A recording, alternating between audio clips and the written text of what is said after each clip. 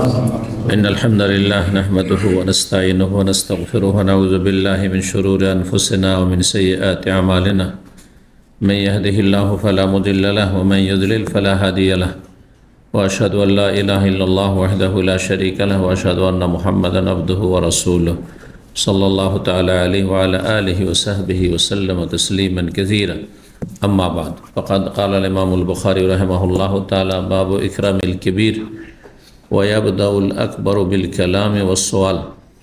قال حدثنا سليمان بن حرب قال حدثنا حماد هو ابن زيد عن يحيى بن سعيد عن بشير بن يسار مولى الأنصار عن رافع بن خديج وسهل بن أبي حسمة أنهما حدثاه أن عبد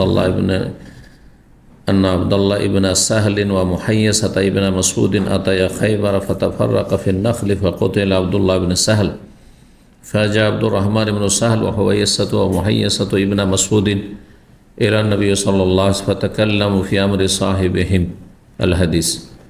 সম্মানিত ভাতৃমণ্ডলী, আল্লাহ রাব্বুল আলামিনের প্রশংসা এবং নবী সাল্লাল্লাহু আলাইহি সাল্লামের উপর সালাতু সালামের পর আজ সোমবার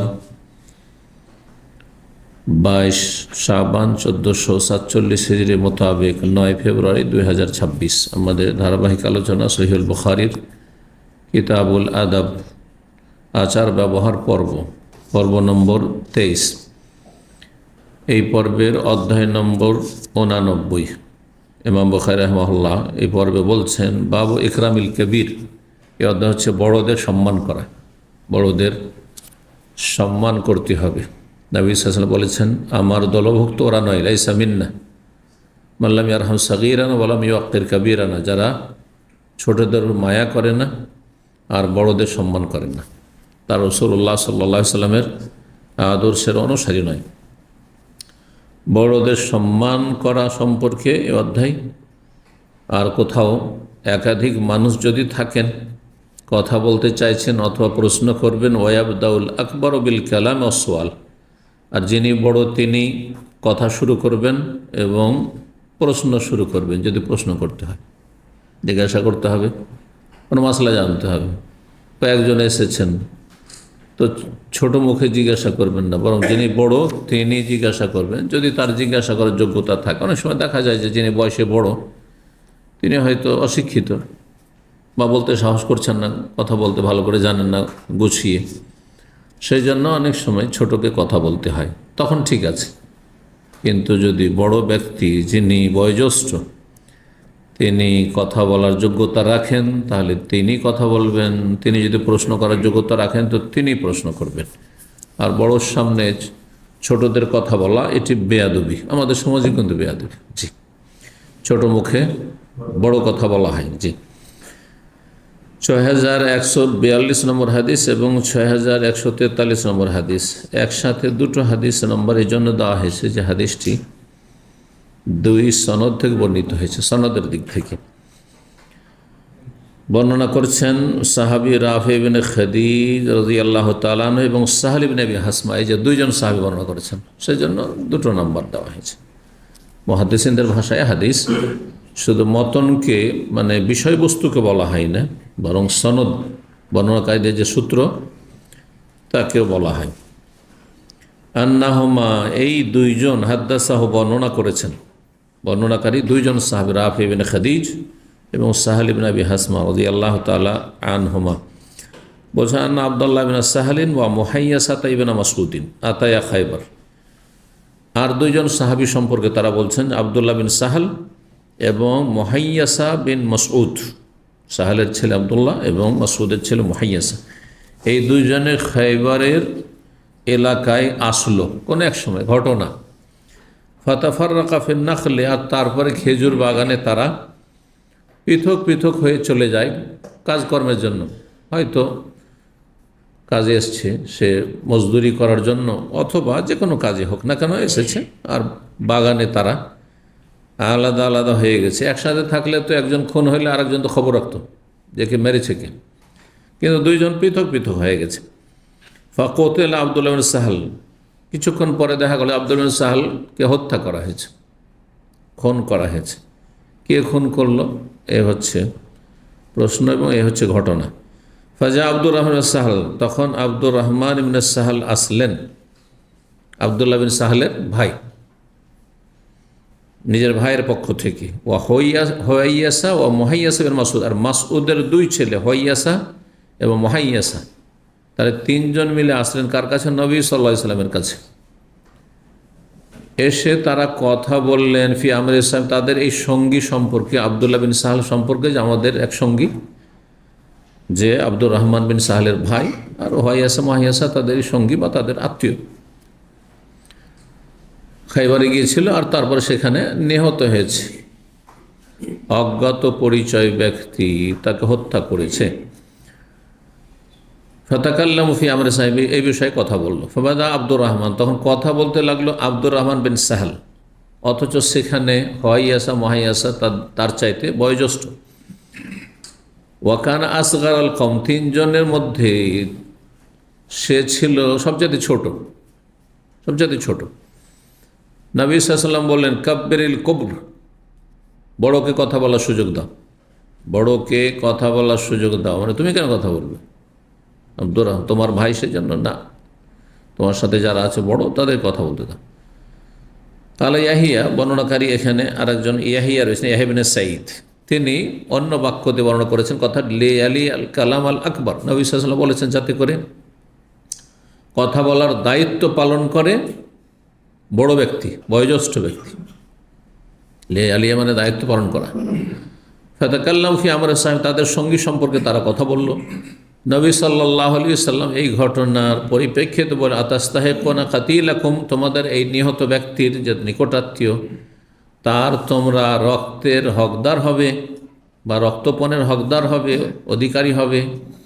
কাতিলাকুম বলেছেন তোমাদের নিহত ব্যক্তির, অথবা সাহেব তোমাদের সঙ্গী বলেছেন, বর্ণনাকারী সন্দেহ। কিসের মাধ্যমে? আইমান খামসিনা মিনকুম, সাক্ষী তো নেই। সাক্ষী থাকলে যে কোনো ঘটনা প্রমাণ করার জন্য আসল হচ্ছে কি দুইজন সাক্ষী। জেনা ব্যভিচার ছাড়া, শুধু জেনা ব্যভিচারের জন্য কয়জন সাক্ষী লাগে? চারজন একসাথে দেখা সাক্ষী লাগে, আলাদা আলাদা বললে হবে না। বিভিন্ন ভিন্ন ঘটনা বলছে, দুইজন একবার দেখেছে আর দুইজন একবার দেখেছে, তাও হবে না। একটি ঘটনা চারজন দেখতে হবে, শুধু একটি বিষয়, কারণ এটি মানুষের ইজ্জত আবরুর বিষয়, মান সম্মানের বিষয়। বাকি যতই কোটি কোটি টাকার মামলা হোক না কেন, আর মানুষের খুনের ঘটনা হোক না কেন, দুইজন সাক্ষী, দুইজন পুরুষ সাক্ষী যথেষ্ট। বিবাহ, শাদী, তালাক ইত্যাদি সব ক্ষেত্রে। কিন্তু এখানে তো সাক্ষী নেই, তাহলে কে হত্যা করলে কী করে প্রমাণ হবে? হ্যাঁ, বেদাতীদের তরিকায় কী করতে হবে? কবিরাজ দিয়ে, হুজুর দিয়ে হাত চালাইতে হবে। কোন দিয়ে গেছে, বাড়ি চালাইতে হবে, চলবে না, মোটেই না। বলছেন যে তোমরা তোমাদের নিহত ব্যক্তির অথবা তোমাদের সঙ্গীর রক্তপণের হকদার হতে পারো বেআইমানে খামসিনা মিনকুম, তোমাদের বংশের 50 জনের কসমের মাধ্যমে। 50 ব্যক্তি আসো আর কসম করে বলো যে অমুক ব্যক্তি সন্দেহভাজন, সে খুন করেছে। যদি বলতে পারো তাহলে ঠিক আছে।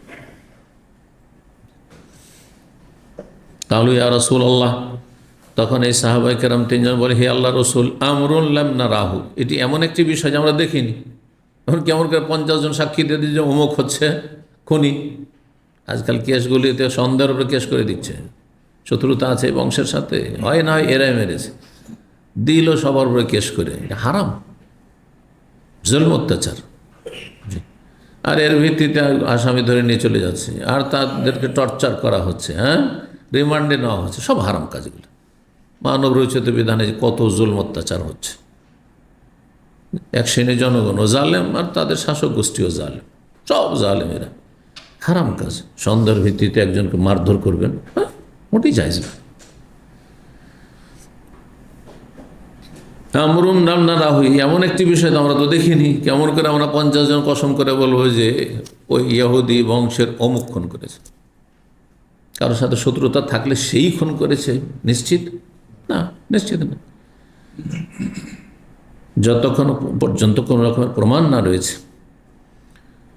কালা, তখন নবী সাল্লাল্লাহু আলাইহি ওয়াসাল্লাম বললেন তুবরে ওকুম ইয়াহুদ ফি আইমানে খামসিনা মিনহুম, তাহলে দোষ মুক্ততা প্রমাণ করে দেবে ইহুদিরা তাদের 50 জনের কসমের মাধ্যমে।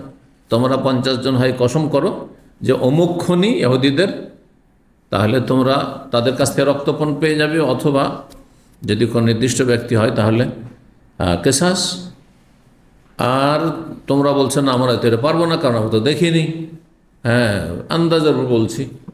তাহলে তাদেরকে বলবো, ইহুদিরাকে বলবো যে তোমরা কি খুন করেছো, তোমাদের কে খুন করেছে? তারা বলছে না আমরা খুন করিনি। তাহলে তাদের বলবো যে তোমরা 50 জন কসম করো, আর কসম করে বলো যে আমরা এই খুনের সাথে কেউ জড়িত নয়।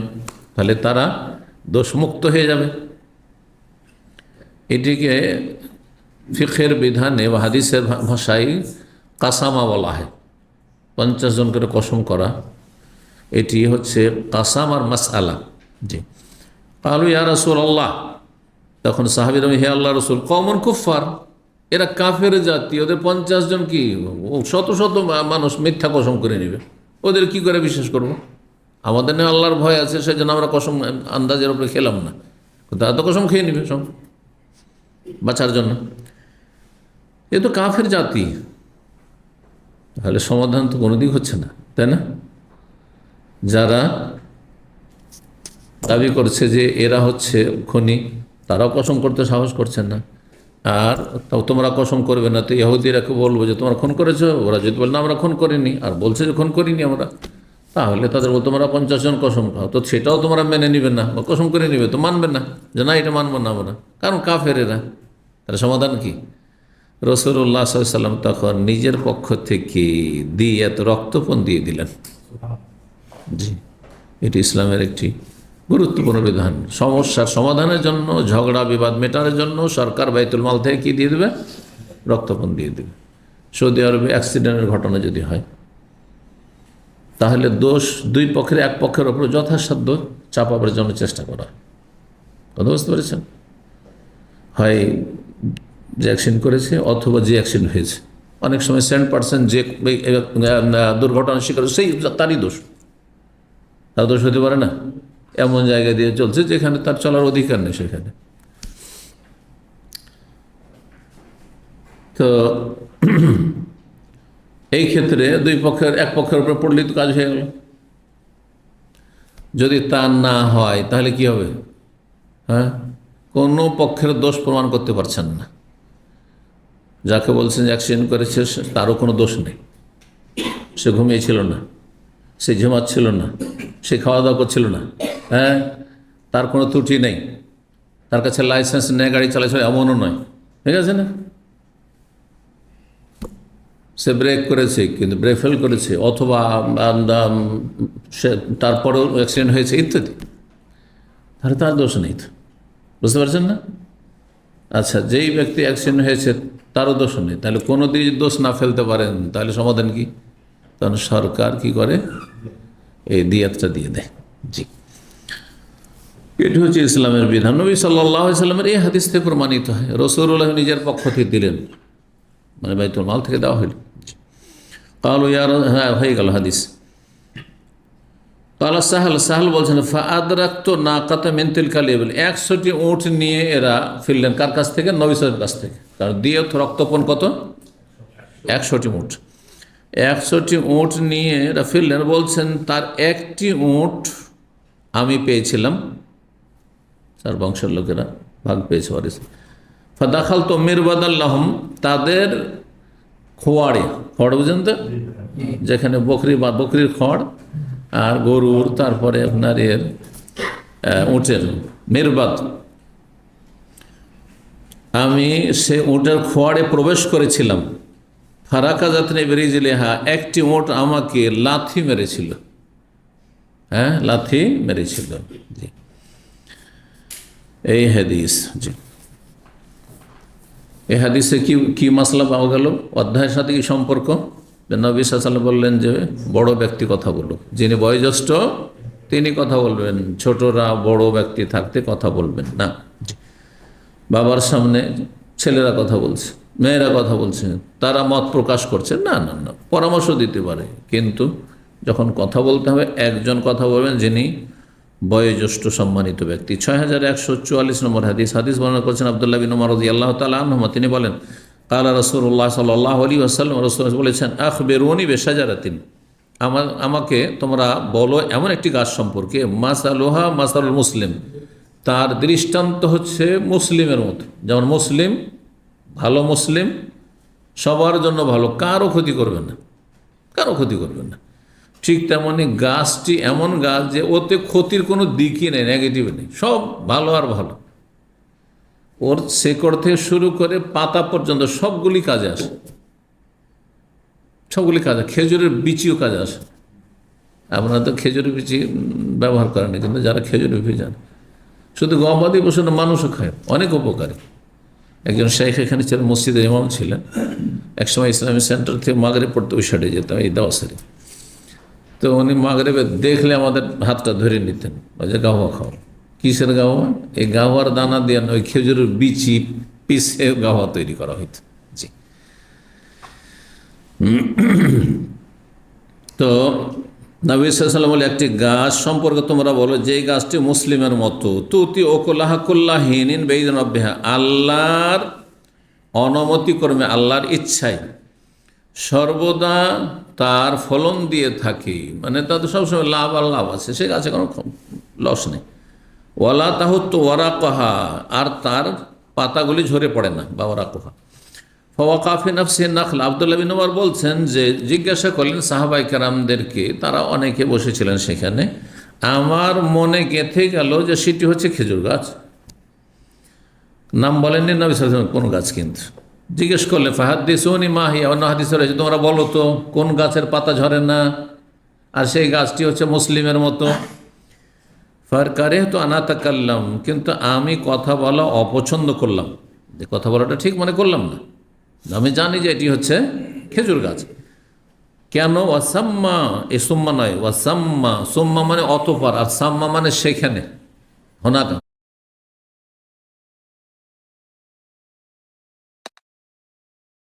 ফাসাম্মা ওয়াজহুল্লাহ, ওখানেই ছিলেন আবু বকর সিদ্দিক এবং ওমর ফারুক রাদিয়াল্লাহু তাআলা আনহুমা, বয়োজ্যেষ্ঠরা, আমার আব্বা মুরব্বী, এবং আবু বকর সিদ্দিক রাদিয়াল্লাহু তাআলা, তারা ছিলেন। ফালাম্মা লাম ইয়াতাকাল্লামা, যখন তারা কথা বলছেন না, আমি কি করে বলবো? আমি জেনেও কথা বললাম না।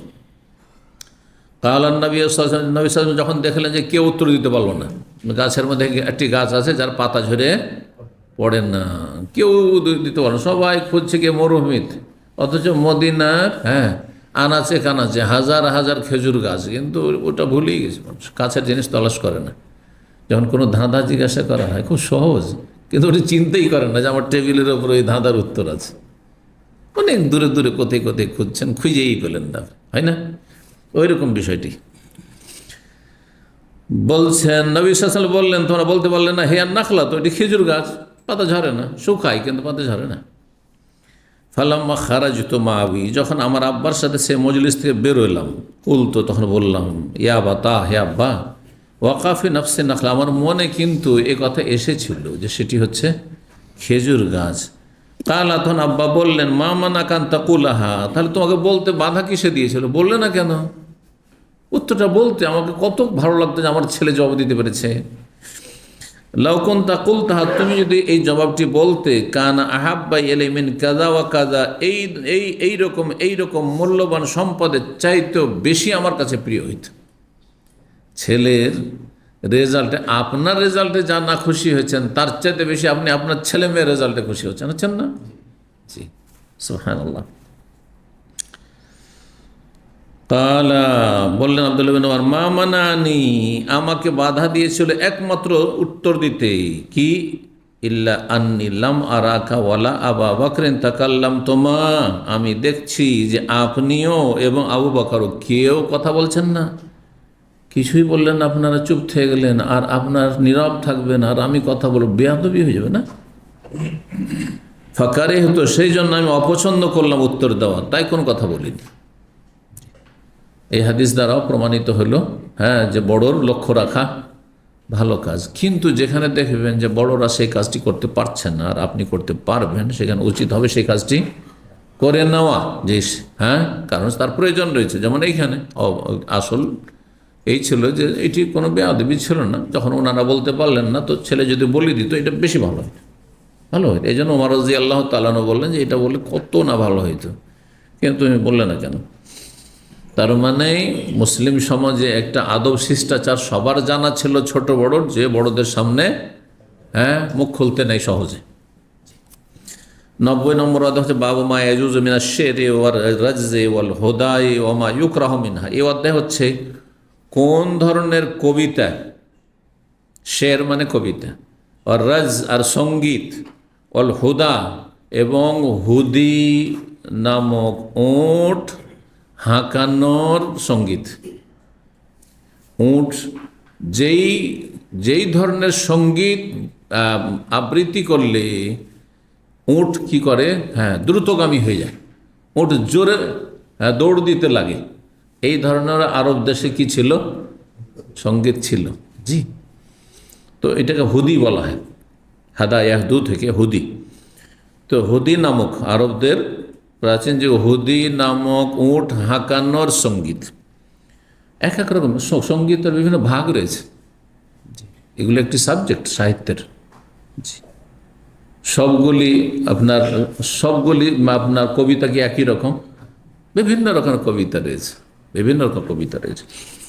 ওমা ইউকরাহু মিনহু, কতটা জায়েজ, যা জায়েজ তা এখানে বর্ণনা হবে হাদিসগুলিতে, আর যা নিষিদ্ধ, মাকরু মানে মাকরু তাহরিমি, যেগুলি বলা ঠিক নয়, হয় মাকরু তানজি, অপছন্দনীয় অথবা হারাম। শিরকি সঙ্গীত, গজল, আমাদের দেশে গজল আছে না, নাত শরীফ আছে না, আছে না, অনেকগুলি নাতে, অধিকাংশ নাতগুলি যে রয়েছে নবী সাল্লাল্লাহু আলাইহি সাল্লামের গুণাবলী বর্ণনা, এগুলো নাত বলা হয়। সেটাও কবিতা, কিন্তু তার নাম কি বলছেন? নাত। তারপরে আল্লাহর গুণগান সম্বলিত কবিতাকে হামদ বলা হয়, হামদ বাড়ি, অথবা এ ধরনের আরো মেলা নাম থাকতে পারে। তো আল্লাহ রাব্বুল আলামিন সম্পর্কে গুণগান করতে গিয়ে যদি কুফরি কথা বলে, আছে আমাদের দেশের এতে। জি, আল্লাহকে বলছে যে আল্লাহ তুমি সবই, জানেন এরকম কবিতা, সর্প হইয়া ধ্বংস করো, ওঝা হইয়া ঝাড়ো, শুনেছেন? একেবারে কুফরি কথা। অনেকে মনে করছেন যে বলছি ভালোই তো, শুধু এতটুকু আমি আপনাদের বললাম। আল্লাহকে বলছে আল্লাহ আমাদের দোষ কি? তুমি সাপ হয়ে দংশন করছো, তুমি সাপ, আবার তুমি ওঝা হইয়া ঝেড়ে তুমি সাপের বিষ দূর করছো, তুমি চোর হইয়া চুরি করো, পুলিশ হইয়া ধরো, আছে না? আস্তাগফিরুল্লাহ। অর্থাৎ আমাদের কোনো দোষ নেই, আমরা হচ্ছে পুতুল, সব তুমি। এটি ওয়াহদাতুল ওজুদের কুফরি আকীদা।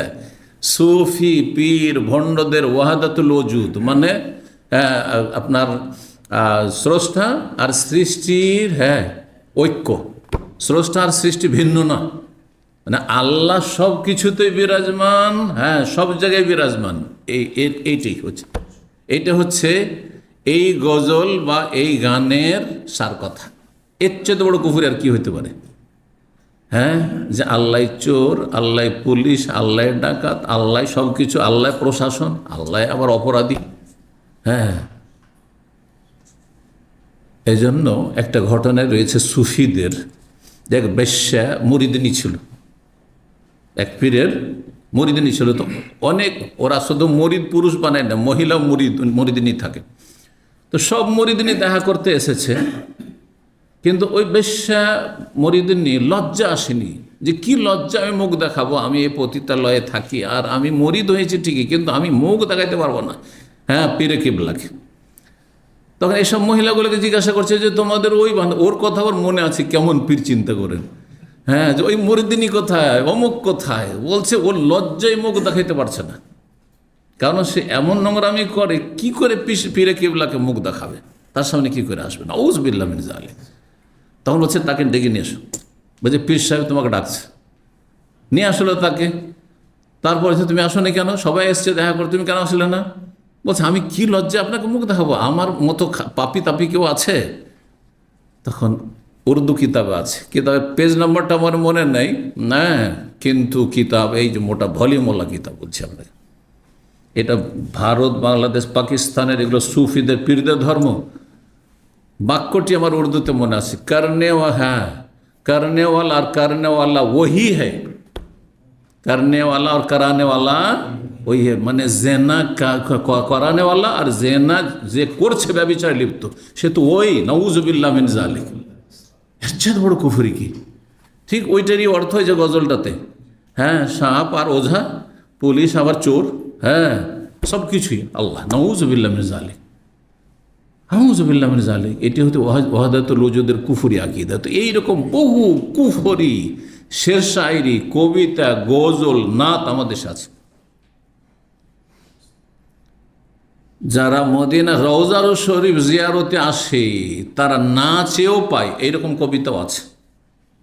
আর চাইতে হয় না ওখানে, নবী পাকের কাছে এমনিতে নবী পাক দিয়ে দেন, উদ্ধার করে দেন। কথা বোঝা গেছে? এরকম বহু কবিতা আছে, শিরকি কবিতা, অশ্লীল কবিতা, যাতে অশ্লীলতা রয়েছে, নোংরামি রয়েছে, হ্যাঁ হ্যাঁ, যাতে হ্যাঁ যৌনতা বৃদ্ধি পায়, সমস্ত এগুলো হচ্ছে হারাম কবিতা।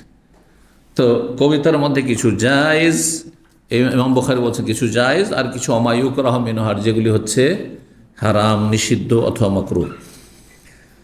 অধিকাংশ কবিতা সম্পর্কে আল্লাহ নিন্দা করেছেন, প্রশংসা করেননি। ব্যতিক্রম শুধু ইমানদার ধার্মিক লোকদের কাব্য রচনা। আল্লাহ বলছেন সূরা শুআরা আয়াত নম্বর 224-225-এ, ওয়াশ-শুআরাউ ইয়াত্তাবিউহুমুল গাউন, যারা কবি তাদের অনুসারীরা পথভ্রষ্টই হয়। যাদের কবিতার নেশা থাকে তারা অধিকাংশই পাপিষ্ট, পথভ্রষ্ট। ভালো মানুষ সাধারণত হয় না, কারণ সবসময় সেগুলিতে মেতে থাকে। আর আপনার অলঙ্কারপূর্ণ কথা বলতে গিয়ে অশ্লীলতা, বিভিন্ন রকমের দৃশ্য, অথবা আল্লাহর জিকির থেকে গাফেল হয়ে মাঠে ময়দানে পাহাড় পর বিভিন্ন দৃশ্যে ঘুরে বেড়াচ্ছে, আর কোনো জায়গায় একটা গেল আর তারপরে সেই দৃশ্য দেখার পরে একটা কাব্য রচনা করলো, এইগুলিতে মেতে আছে পথভ্রষ্ট এরা। না এদের জীবনে ফরজ ওয়াজিব আছে, না হারাম নাজায়েজ থেকে বেঁচে থাকা আছে, হ্যাঁ, না এদের মধ্যে সততা আছে। কবিদের অনুসারীরা পথভ্রষ্টই হয়ে থাকে। আলম তারা, আল্লাহ বলছে তুমি দেখো না কবিদেরকে, যে আন্নাহু ফি কুল্লি ওয়াদিন ইয়াহিমুন, তারা প্রত্যেক উপত্যকায় উদ্ভ্রান্ত হয়ে ঘুরে বেড়ায়। প্রত্যেক উপত্যকায় একটা হচ্ছে বাস্তব উপত্যকা, মানে বিভিন্ন জায়গায় যায়। দেখেন আমরা কবিতা পড়েছি, হ্যাঁ, আমাদের ছোট নদী আঁকে মাকে, হ্যাঁ, এইসব পড়েছে না, চলে। হ্যাঁ, ট্রেন দেখলো, তারপরে ট্রেন এইভাবে চলে, ট্রেনেরও কবিতা পড়েছি। এগুলি করে বেড়ায়। তো এই অর্থ করা যেতে পারে, কিন্তু মূলত এখানে ফি করলে প্রত্যেক উপত্যকায় মানে ভাষার উপত্যকায়, কারণ সব সময় সে ভাষার অলঙ্কার, আর তারপরে ছন্দ সাজানো, কাব্য রচনা, এইগুলি তার চিন্তা চেতনা থাকে, আর কোনো চিন্তা থাকে না। জান্নাত জাহান্নাম, পরকাল, মরণ, ওইসব কিচ্ছু থাকে না। নারীদের বিভিন্ন অঙ্গ নিয়ে, হ্যাঁ, সে চিন্তা করা, আর তারপরে কাব্য রচনা করা, এগুলি তাদের থাকে। জি, প্রেম ভালোবাসা নিয়ে কাব্য রচনা করা, সেগুলিতে মেতে থাকে। জি, আমরা এমন এমন নোংরা কবিতা সাহিত্যের জগতে আরবি ভাষা পড়েছি, জাহিলি যুগের যেগুলো কবিতা। ইমরুল কাইস একজন চরিত্রহীন লোক ছিল ইসলামের পূর্বে, কথা বুঝতে পারছেন না? নবী সাল্লাল্লাহু আলাইহি ওয়াসাল্লামের পূর্বে তার জাহিলি কবিতাতে অশ্লীলতা, সীমাহীন অশ্লীলতা আছে। সাধারণ মানুষদের সামনে মুখে উচ্চারণ করা যাবে না, এমন নোংরামি আছে। হ্যাঁ, প্রেম করে বেড়াতো, তার প্রেমিকার সাথে কোথায় কি হইলো, হ্যাঁ, কোথায় কিভাবে চলাফেরা করলো, কোথায় তার উঠে উঠে গেল, আউযুবিল্লাহ আউযুবিল্লাহ। কিন্তু কিসের জন্য পড়া হয় এগুলো? মাদ্রাসাতে অথবা অ্যারাবিকে যারা গ্রাজুয়েশন করে অথবা মাস্টার্স পিএইচডি করে তারা পড়ে, আমরা পড়েছি। কিসের জন্য? ভাষা শেখার জন্য, ভাষা শেখার জন্য পড়ানো হচ্ছে। তো আল্লাহ এই জন্য নিন্দা করছেন। দেখো না কবিদেরকে, যে আন্নাহু ফি কুল্লি ওয়াদিন ইয়াহিমুন, প্রত্যেক উপত্যকায় তারা উদ্ভ্রান্ত হয়ে ঘুরে বেড়ায়। ওয়া আন্নাহুম ইয়াকুলুনা মা লা ইয়াফআলুন, আর তারা এমন এমন কথা বলে কিন্তু আমল করে না। ভালো ভালো কথা বলে, হ্যাঁ, কবিরা, কিন্তু নিজে বেআমল, পাপী। ইল্লাল্লাযিন, আল্লাহ বলছেন একমাত্র ঈমানদার লোকেরা, ওয়ামিলুস সৎকর্মশীল যারা, জি, আর তাদের সংখ্যা অনেক কম। আল্লাহ বলছেন ওয়াযাকারুল্লাহ কাসীরা, তারা আল্লাহকে বেশি স্মরণ করে। অল্প সংখ্যক সাহাবায়ে কেরামদের মধ্যে কিছু কবি ছিলেন যারা ইসলাম নিয়ে এসেছিলেন জাহিলিয়াত থেকে ফিরে এসে, আর তারা ইসলামের পক্ষ থেকে কাফেরদের সেসব আপনার কাব্য রচনা যেগুলি ইসলামের বিরুদ্ধে, তারা মুসলিমদের বিরুদ্ধে করতো, তাদের খণ্ডন করতেন। এই জন্য তাদের আল্লাহ প্রশংসা করেছেন। ইসলামের পক্ষ থেকে তারা প্রতিরোধ করতেন এবং ডিফেন্স করতেন, তাদের আল্লাহ প্রশংসা করেছেন। জাকারুল্লাহ কাসীর ওয়ান্তাসারু মিন বাদি মা যুলিমু, এবং তারা জুলমের শিকার হওয়ার পরে তারা প্রতিশোধ নিতেন। এরা ভালো মানুষ। যদি ইসলামের খেদমতে তার কাব্য রচনাকে নিয়োজিত করে তাহলে প্রশংসিত। আর অধিকাংশ কবিদের ইতিহাস পড়ে দেখলে, কাব্য রচনা ইতিহাস পড়ে দেখলে তাদেরকে কোনো সৎ কাজে পাবেন না। হ্যাঁ, সৎ কাজ থেকে তারা অনেক দূরে। আল্লাহ হেফাজত করুন। আব্দুল্লাহ বিন আব্বাস রাদিয়াল্লাহু তাআলা আনহু বলছেন যে ফিকুল্লি লাগউইন ইয়াখুজুন ফিকুল্লি ওয়াদিন, উপত্যকা মানে অসার কথায় তারা ডুবে থাকে, অসার কথায় তারা ডুবে থাকে। 6145 নম্বর হাদিস। এই 6145 নম্বর হাদিসে বর্ণনা করেছেন সাহাবী বা তাবি মারওয়ান ইবনে হাকাম বলছেন আন আব্দুর রহমান বিন আসওয়াদ ইবনে আব্দে ইয়াগুস, আব্দুর রহমান বিন আসওয়াদ বিন আব্দে ইয়াগুস তাকে জানিয়েছেন যে উবাই ইবনে কাব রাদিয়াল্লাহু তাআলা হাদিস, এই হাদিসটি বলেছেন বা জানিয়েছেন বর্ণনা করে রাসূলুল্লাহ সাল্লাল্লাহু আলাইহি ওয়াসাল্লাম থেকে যে আন্না রাসূলুল্লাহ সাল্লাল্লাহু আলাইহি ওয়াসাল্লাম কাল, রাসূল বলেছেন ইন্না মিনাশ শি'রি হিকমাতান, কিছু কিছু কবিতায় জ্ঞানের কথা রয়েছে। এটা সত্য, অনেক কবিতা ভালো জ্ঞানের কথা রয়েছে। হ্যাঁ, কিন্তু অনেক অসার এবং নোংরামি এবং বিভিন্ন ইসলাম বহির্ভূত কথা, শিরকি কথা, বেদাতি কথার মধ্য থেকে বাছাই করা কিছু ভালো কথা। হ্যাঁ, ভালো ভালো যদি গঠনমূলক কবিতা যদি হয় তাহলে ভালো। কবিতার তাসির প্রভাব মানুষের ওপর এমনি গদ্যের চাইতে পদ্যের তাসির বেশি রয়েছে, প্রভাব বেশি রয়েছে।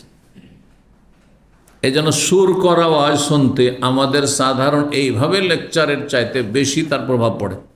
হ্যাঁ, শুনতে মজা লাগে, সেই জন্য 2-4 ঘন্টা শুনছেন। যদিও সেখানে যেহেতু মাল ম্যাটেরিয়াল কিছু থাকে না কোরআন হাদিসের, আর সেই জন্য কিছু শিখতে পারে না, ও জাহেলি থেকে যায়। কথা বুঝতে পারছেন? সুরটাই তার সার, আর এছাড়া আর কোনো সার জিনিস নেই, বুঝছেন না? কিন্তু শুনতে তো মজা লাগে, টাইম তাড়াতাড়ি পাস হয়ে যায়। জি, কিছু কিছু কবিতায় কি রয়েছে, হেকমা, প্রজ্ঞা রয়েছে বা জ্ঞানের কথা রয়েছে। 6146 নম্বর হাদিস বর্ণনা করছেন আসওয়াদ বিন কাইস, তিনি বলছেন সামিআতু জুনদুবান, আমি জুনদুব রাদিয়াল্লাহু তাআলা আনহু থেকে বলতে শুনেছি, বাইনামান নবী ইয়ামশি, একদিন নবী সাল্লাল্লাহু আলাইহি ওয়াসাল্লাম রাস্তায় চলছিলেন, ইয আসাবাহু হাজারুন, একটি পাথরে আঘাত লাগে নবী সাল্লাল্লাহু আলাইহি ওয়াসাল্লামকে। তাই নবী সাল্লাল্লাহু আলাইহি ওয়াসাল্লাম মানুষ হিসাবে পাথরে কোনো জায়গাতে উঁচা নিচাতে আঘাত প্রাপ্ত হতেন। জি, মানুষের ঊর্ধ্বে যদি ফেরেশতা হইতেন, নূরের তৈরি হইতো, এগুলো হইতো না, ঠিক না? ফেরেশতারা নূরের তৈরি, জিবরাইল মিকাইল কোনো জায়গায় হোঁচট খেয়েছে নাকি? হ্যাঁ, না। তা নবীকে যারা মানুষ বলবে না, বাশার বলবে না, বলবে নবী নূরের তৈরি, তারা পথভ্রষ্ট, তার কোরআন হাদিস অস্বীকারী তারা। জি, পাথরে আঘাত প্রাপ্ত হলেন, তারপর হোঁচট খেয়ে পড়ে গেলেন। জি, মানে পাথরে সামান্য হোঁচট খাওয়াতে মানুষ আছাড় খেয়ে পড়ে যেতে পারে, হোঁচট খেয়ে পড়েও গেলেন নবী সাল্লাল্লাহু আলাইহি ওয়াসাল্লাম। তা নবী সাল্লাল্লাহু আলাইহি ওয়াসাল্লাম নিজে হোঁচট খেয়ে পড়ে যাচ্ছেন, তো আপনাকে আমাকে উদ্ধার করতে পারবেন নাকি? হ্যাঁ, নবী যদি উদ্ধার না করতে পারে তো বড় পীর জিলানী আবার কোন ক্ষেতের, কোন মাঠের যে আপনাকে উদ্ধার করে নেবে? মরে যাওয়ার পরেও বেঁচে থাকতে বা কতটা উদ্ধার করতে পারবে? আস্তাগফিরুল্লাহ। চিন্তা করুন না, আপনি সব কত কুফরি কথা আমাদের দেশে আছে। বড় পীর নাকি আল্লাহ একবার নাকি পড়ে যাচ্ছিলেন, তো আল্লাহ ফট করে ধরে নিয়েছে। এইসব কথা আমাদের দেশীয় ধর্মকর্ম আছে। এই ধর্ম দিয়ে জান্নাত পাওয়া যাবে? জীবনে পাওয়া যাবে না, কখন না। বাহ, এর চাইতে বড় কুফরি আর কি হইতে পারে? তাহলে এই বড় পীর জিলানীকে হায়াতকে দিল আল্লাহ, হায়াত দিয়ে আল্লাহ বেচারা মিসকিন হয়ে গেল। হ্যাঁ, যে আছাড় খেয়ে পড়ে যাচ্ছে, হ্যাঁ জিলানী ধরছে। আস্তাগফিরুল্লাহ। এই ধর্ম তো হিন্দু ধর্মের চাইতে খারাপ, হিন্দু ধর্মের চাইতে খারাপ ধর্ম। আল্লাহ হেফাজত করে এইসব ধর্ম থেকে, ধর্মের নাম বিধর্মিতা। নবী সাল্লাল্লাহু আলাইহি ওয়াসাল্লাম হোঁচট খেলেন, দেখেন আঘাতপ্রাপ্ত হলেন, হোঁচটও খেলেন। ফাদামিয়াত ইসবাহু, শুধু তাই নয়, এমনকি তার একটি আঙ্গুল রক্তাক্ত হয়ে গেল, আছাড়কে পড়ে রক্ত ঝরতে শুরু হয়ে গেল। সুবহানাল্লাহ। যিনি নিজেকে রক্ষা করতে পারেন না, অন্যকে রক্ষা করতে পারবেন না, কোনো ক্ষমতা নেই। একমাত্র এক ক্ষমতার মালিক আল্লাহ রাব্বুল আলামিন। জি, হায়াত মওতের মালিক, সুস্থতার মালিক, দুর্ঘটনা থেকে বালা মুসিবতকে রক্ষার মালিক একমাত্র আল্লাহ। কেউ যদি মনে করে যে নবী পাক রক্ষা করেন, আমার হুজুরে কিবলা পীর সাহেব রক্ষা করেন, তো সে কাফের, মুশরিক, মুসলমান নয়। ভালো করে শুনে রাখেন। জি, তখন নবী সাল্লাল্লাহু আলাইহি ওয়াসাল্লাম এই কবিতাটি আবৃত্তি করেছিলেন। তাহলে রাত দিন কবিতার পিছনে না থেকে লেগে থেকে, কাব্য রচনায় ব্যস্ত না থেকে, মাঝে মধ্যে যদি আপনি আচ্ছা, কবিতা কাব্য রচনা এটা কিন্তু শিক্ষিত হইলেই করতে পারবেন এমন নয়। এটা হচ্ছে একটা প্রতিভা, আল্লাহ প্রদত্ত প্রতিভা। হ্যাঁ, কেউ ক্লাস 2-3 থেকেই ছন্দ আকারে কথা বলতে পারে, আর কেউ বাংলা এমএ পাস করেও পারে না। বুঝতে পেরেছেন না? তো যদিও সেটাকে সুন্দর করা যায়, ধরেন কারো মধ্যে প্রতিভা আছে, সে প্রতিভাটাকে কি করতে পারে, উন্নত করতে পারে, যে বেশি শিক্ষিত হওয়ার মাধ্যমে সে আরো ভালো কবি হইতে পারলো, সেটা হইতে পারে। কিন্তু প্রতিভা যদি কারো না থাকে, তো ক্ষমতা নেই যে দুনিয়া সবচেয়ে উচ্চ শিক্ষিত হয় সে কাব্য রচনা করতে পারে। তো রাসূলুল্লাহ সাল্লাল্লাহু আলাইহি ওয়াসাল্লাম মাঝে মধ্যে এইরকম 2-1 লাইনের কবিতা পাঠ করেছেন। জি, হাল আনতা ইল্লা ইসবাউন দামিতি ওয়াফি সাবিলিল্লাহি মা লাকিতি। নিজের আঙ্গুলটিকে সম্বোধনকে বলেছেন যে, হেই, তুমি তো একটি আঙ্গুল মাত্র, তুমি একটি আঙ্গুল মাত্র, দামিতি, যা রক্তাক্ত হয়েছ, তুমি রক্তাক্ত হয়েছ দম থেকে। এই রক্ত আল্লাহ সন্তুষ্টের জন্য, আমি তো আল্লাহর রাস্তা দিয়ে চলাফেরা করছিলাম, জিহাদের ময়দানে যাচ্ছিলাম, বাসছিলাম, ওয়াফি সাবিলিল্লাহি মা লাকিতি, আল্লাহর রাস্তাতে যা কিছু তুমি যা কিছুর সম্মুখীন হয়েছো, মানে তুমি যে রক্তাক্ত হয়েছো, এটি আল্লাহর রাস্তাতে হয়েছে, আল্লাহ সন্তুষ্টির জন্য হয়েছে। সুতরাং কেউ এলেম শেখার জন্য আসছেন ইসলামী সেন্টারে, আর ক্ষতিগ্রস্ত হলেন, সেখানে যে কোনো দিক থেকে ক্ষতিগ্রস্ত হলেন, অথবা দিনের কাজে যাচ্ছিলেন, কোথাও দিনের দাওয়াতের কাজে যাচ্ছিলেন, দুর্ঘটনার শিকার হলেন আল্লাহর রাস্তায়, এর জন্য মহাপুরস্কার রয়েছে। আল্লাহ কোরআনে এখানে প্রশংসা করেছেন, ওয়া ইয়াখরুজ মিন বাইতিহি মুহাজিরান ইলাল্লাহি ওয়া রাসূলিহি, যে ব্যক্তি আল্লাহ এবং রসুলের দিকে হিজরত করার জন্য বাড়িতে বেরোলো, যে এলেম শেখার জন্য বেরোয়, সে আল্লাহর রাস্তায় হিজরত করলো।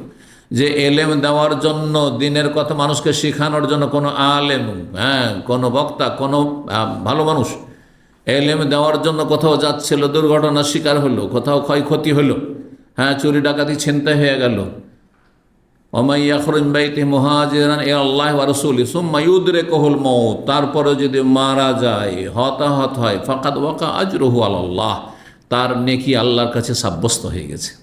সুবহানাল্লাহ, অনেক ফজিলত যে আল্লাহর রাস্তায় আপনি মারা গেছেন, ভালো কাজে যাচ্ছিলেন, আপনি সওয়াবের কাজে যাচ্ছেন। জি, 6147 নম্বর হাদিস বর্ণনা করছে। তাহলে জায়েজ কতটা কবিতা, যে কাব্য রচনাই যেন আপনার জীবনের মুখ্য উদ্দেশ্য না থাকে, রাত দিন ওতেই মেতে আছেন আপনি। আর অনেকের হয়তো নিজে কাব্য রচনা করে না, কিন্তু কবিতা শোনা বা সঙ্গীত শোনা অথবা জাগরণী শোনা, ইসলামী গজল শোনা এমন অভ্যাস হয়ে গেছে যে কোরআনের আয়াত ওকে শুনতেই ভালো লাগবে না, তখন হারাম। কিন্তু আমি কোরআনে আলহামদুলিল্লাহ কোরআন তেলাওয়াত করি, কোরআন দৈনন্দিন আমি কোরআন শুনি, তেলাওয়াতও করি।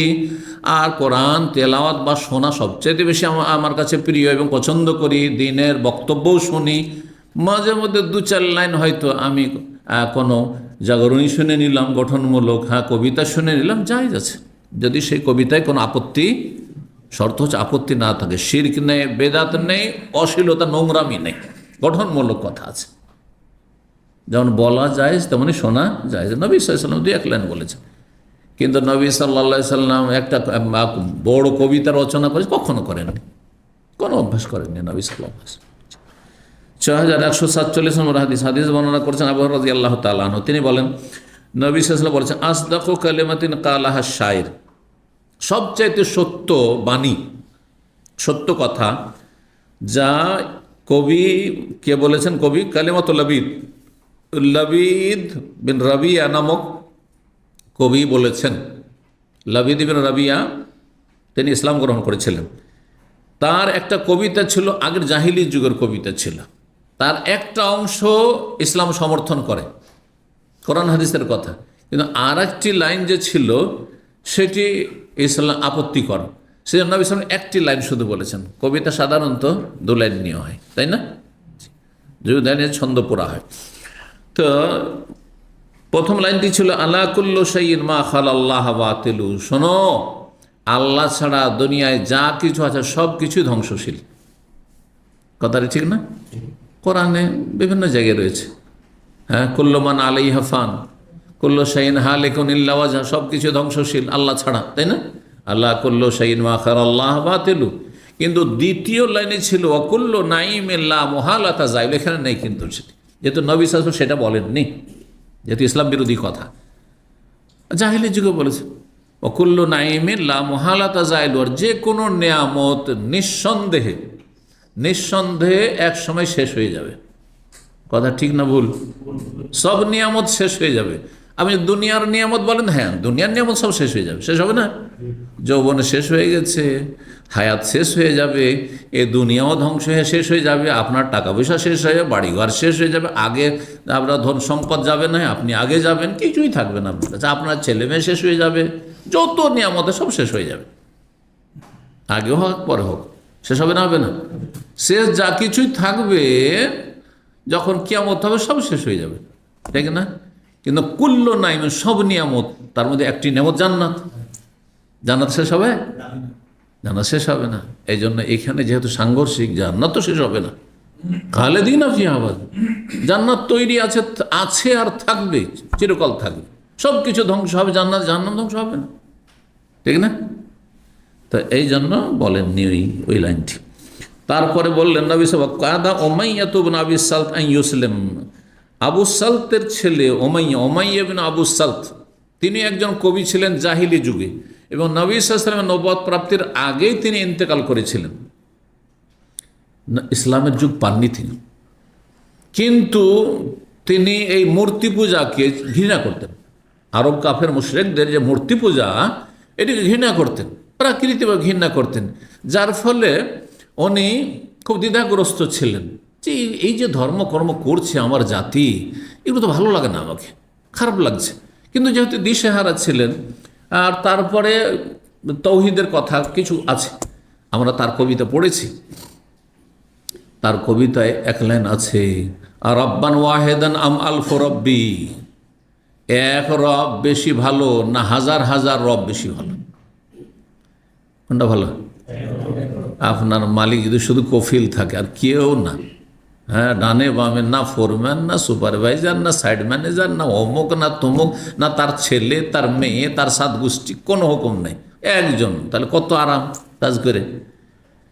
কিন্তু আপনার যদি সবার হুকুম চলে, হাউস ড্রাইভার, বাড়ির যে বড় মালিক, তার কাজ কাম করে আসলেন, এসে বাসায় ঢুকছেন, তার ছেলে বলছে আল্লাহ রু জীব, ওইটা কাজ সেরে আসলেন। যারা টি বয় তারা ভালো করে জানেন, টি বয় এমন ঝামেলে ফেঁসে যায়, হ্যাঁ, আগে যে হুকুম করেছে তার হুকুম মানবে না বড় মুদির হুকুম মানবে? সকালবেলা সবাই নাস্তার অর্ডার করছে, সবাই চা কফির অর্ডার করছে, একজনেরটা নিয়ে একসাথে সবাই দেয় তো ভালোই হয়, একটা নিয়ে আসছে, আবার নিয়ে এসে ও শ্বাস নিতে পায়নি, ও আবার বলছে যা, আর তারপরে একসাথে দুজন বলছে, একটা বড় মুদির একটা ছোট মুদির, হ্যাঁ, যার কথা আগে শুনবে সে খুশি, আর যার কাজটা পরে করে সে না খুশি, রাজি করাই মুশকিল। ওই রকমের মুশরিকদের অবস্থা, মাজার পূজারীদের অবস্থা। আরে কাকে রাজি করবে? শাহজালালকে রাজি করলে শাহপুরাণ, হ্যাঁ, বাইজিদ বোস্তামি, আবার খাজা মঈনুদ্দিন চিশতি, আবার আব্দুল কাদের জিলানি, হ্যাঁ, বাংলাদেশিরটিকে রাজি করা, আর তারপরে 360 আউলিয়া, এতগুলোকে রাজি করা কি যেমন তেমন কথা নাকি?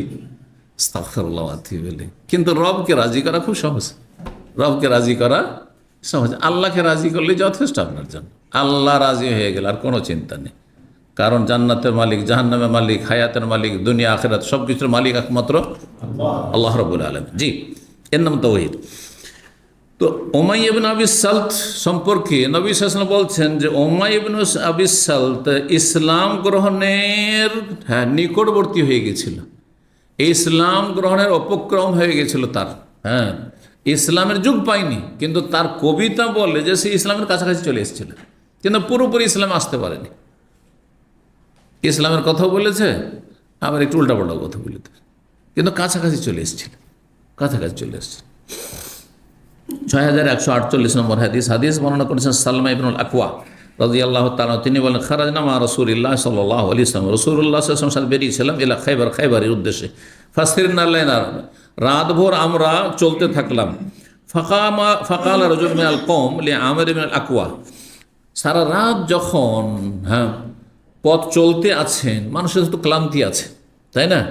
তো ক্লান্তি দূর করার জন্য কবিতা শুনে টাইম পাস করতে মজা লাগে, একটু বিনোদন, একটু মনটা ফুর্তি হলো। তো একজন লোক বলল, যে সব লোকেরা ছিল তাদের মধ্য থেকে আমির বিন আকওয়াকে, আমির বিন আকওয়া তিনি আবার কবিতা রচনা করতে পারতেন, তিনি কবি ছিলেন। তখন ওই লোক বলল, আলা তুসমান মিন হুনাইহাতিকা, তোমার যে বাণীগুলি রয়েছে বা কবিতা রয়েছে, সেসব কবিতা থেকে কিছু কবিতা আমাদেরকে শোনাবে না? টাইম পাস হতো, ভালো লাগতো রাস্তায়। পালা বলছেন বর্ণনাকারী, ওয়াকানা আমির রাজুলান শায়র, এই আমির ইবনুল আকওয়া সালমা বিন আকওয়ার ভাই, সালমা ইবনুল আকওয়ার ভাই, সে একজন কবি মানুষ ছিল, শায়ের, কবি ছিল। ফান্নাজাল্লা, সে অবতরণ করলো উটের পিঠ থেকে, ইয়াহদুবিল কমে, আর তারপরে সে হুদি গাওয়া শুরু, উট হাঁকানো সঙ্গীত গাওয়া শুরু করলো। তো উট হাঁকানোর জন্য ছন্দ আকারে কিছু বিশেষ পদ্ধতিতে আপনার সঙ্গীত গাওয়া সে শুরু করলো, আর তাতে বলতে শুরু করলো, আল্লাহুম্মা লাউলাল্লাহু মাহতাদাইনা, হে আল্লাহ যদি তুমি না হতে, তোমার রহমত না হইতো, তো আমরা হেদায়েত হইতাম না, কাফের মুশরিক হইতে হইতাম। কথা সত্যি, কোরআন হাদিসের কথা।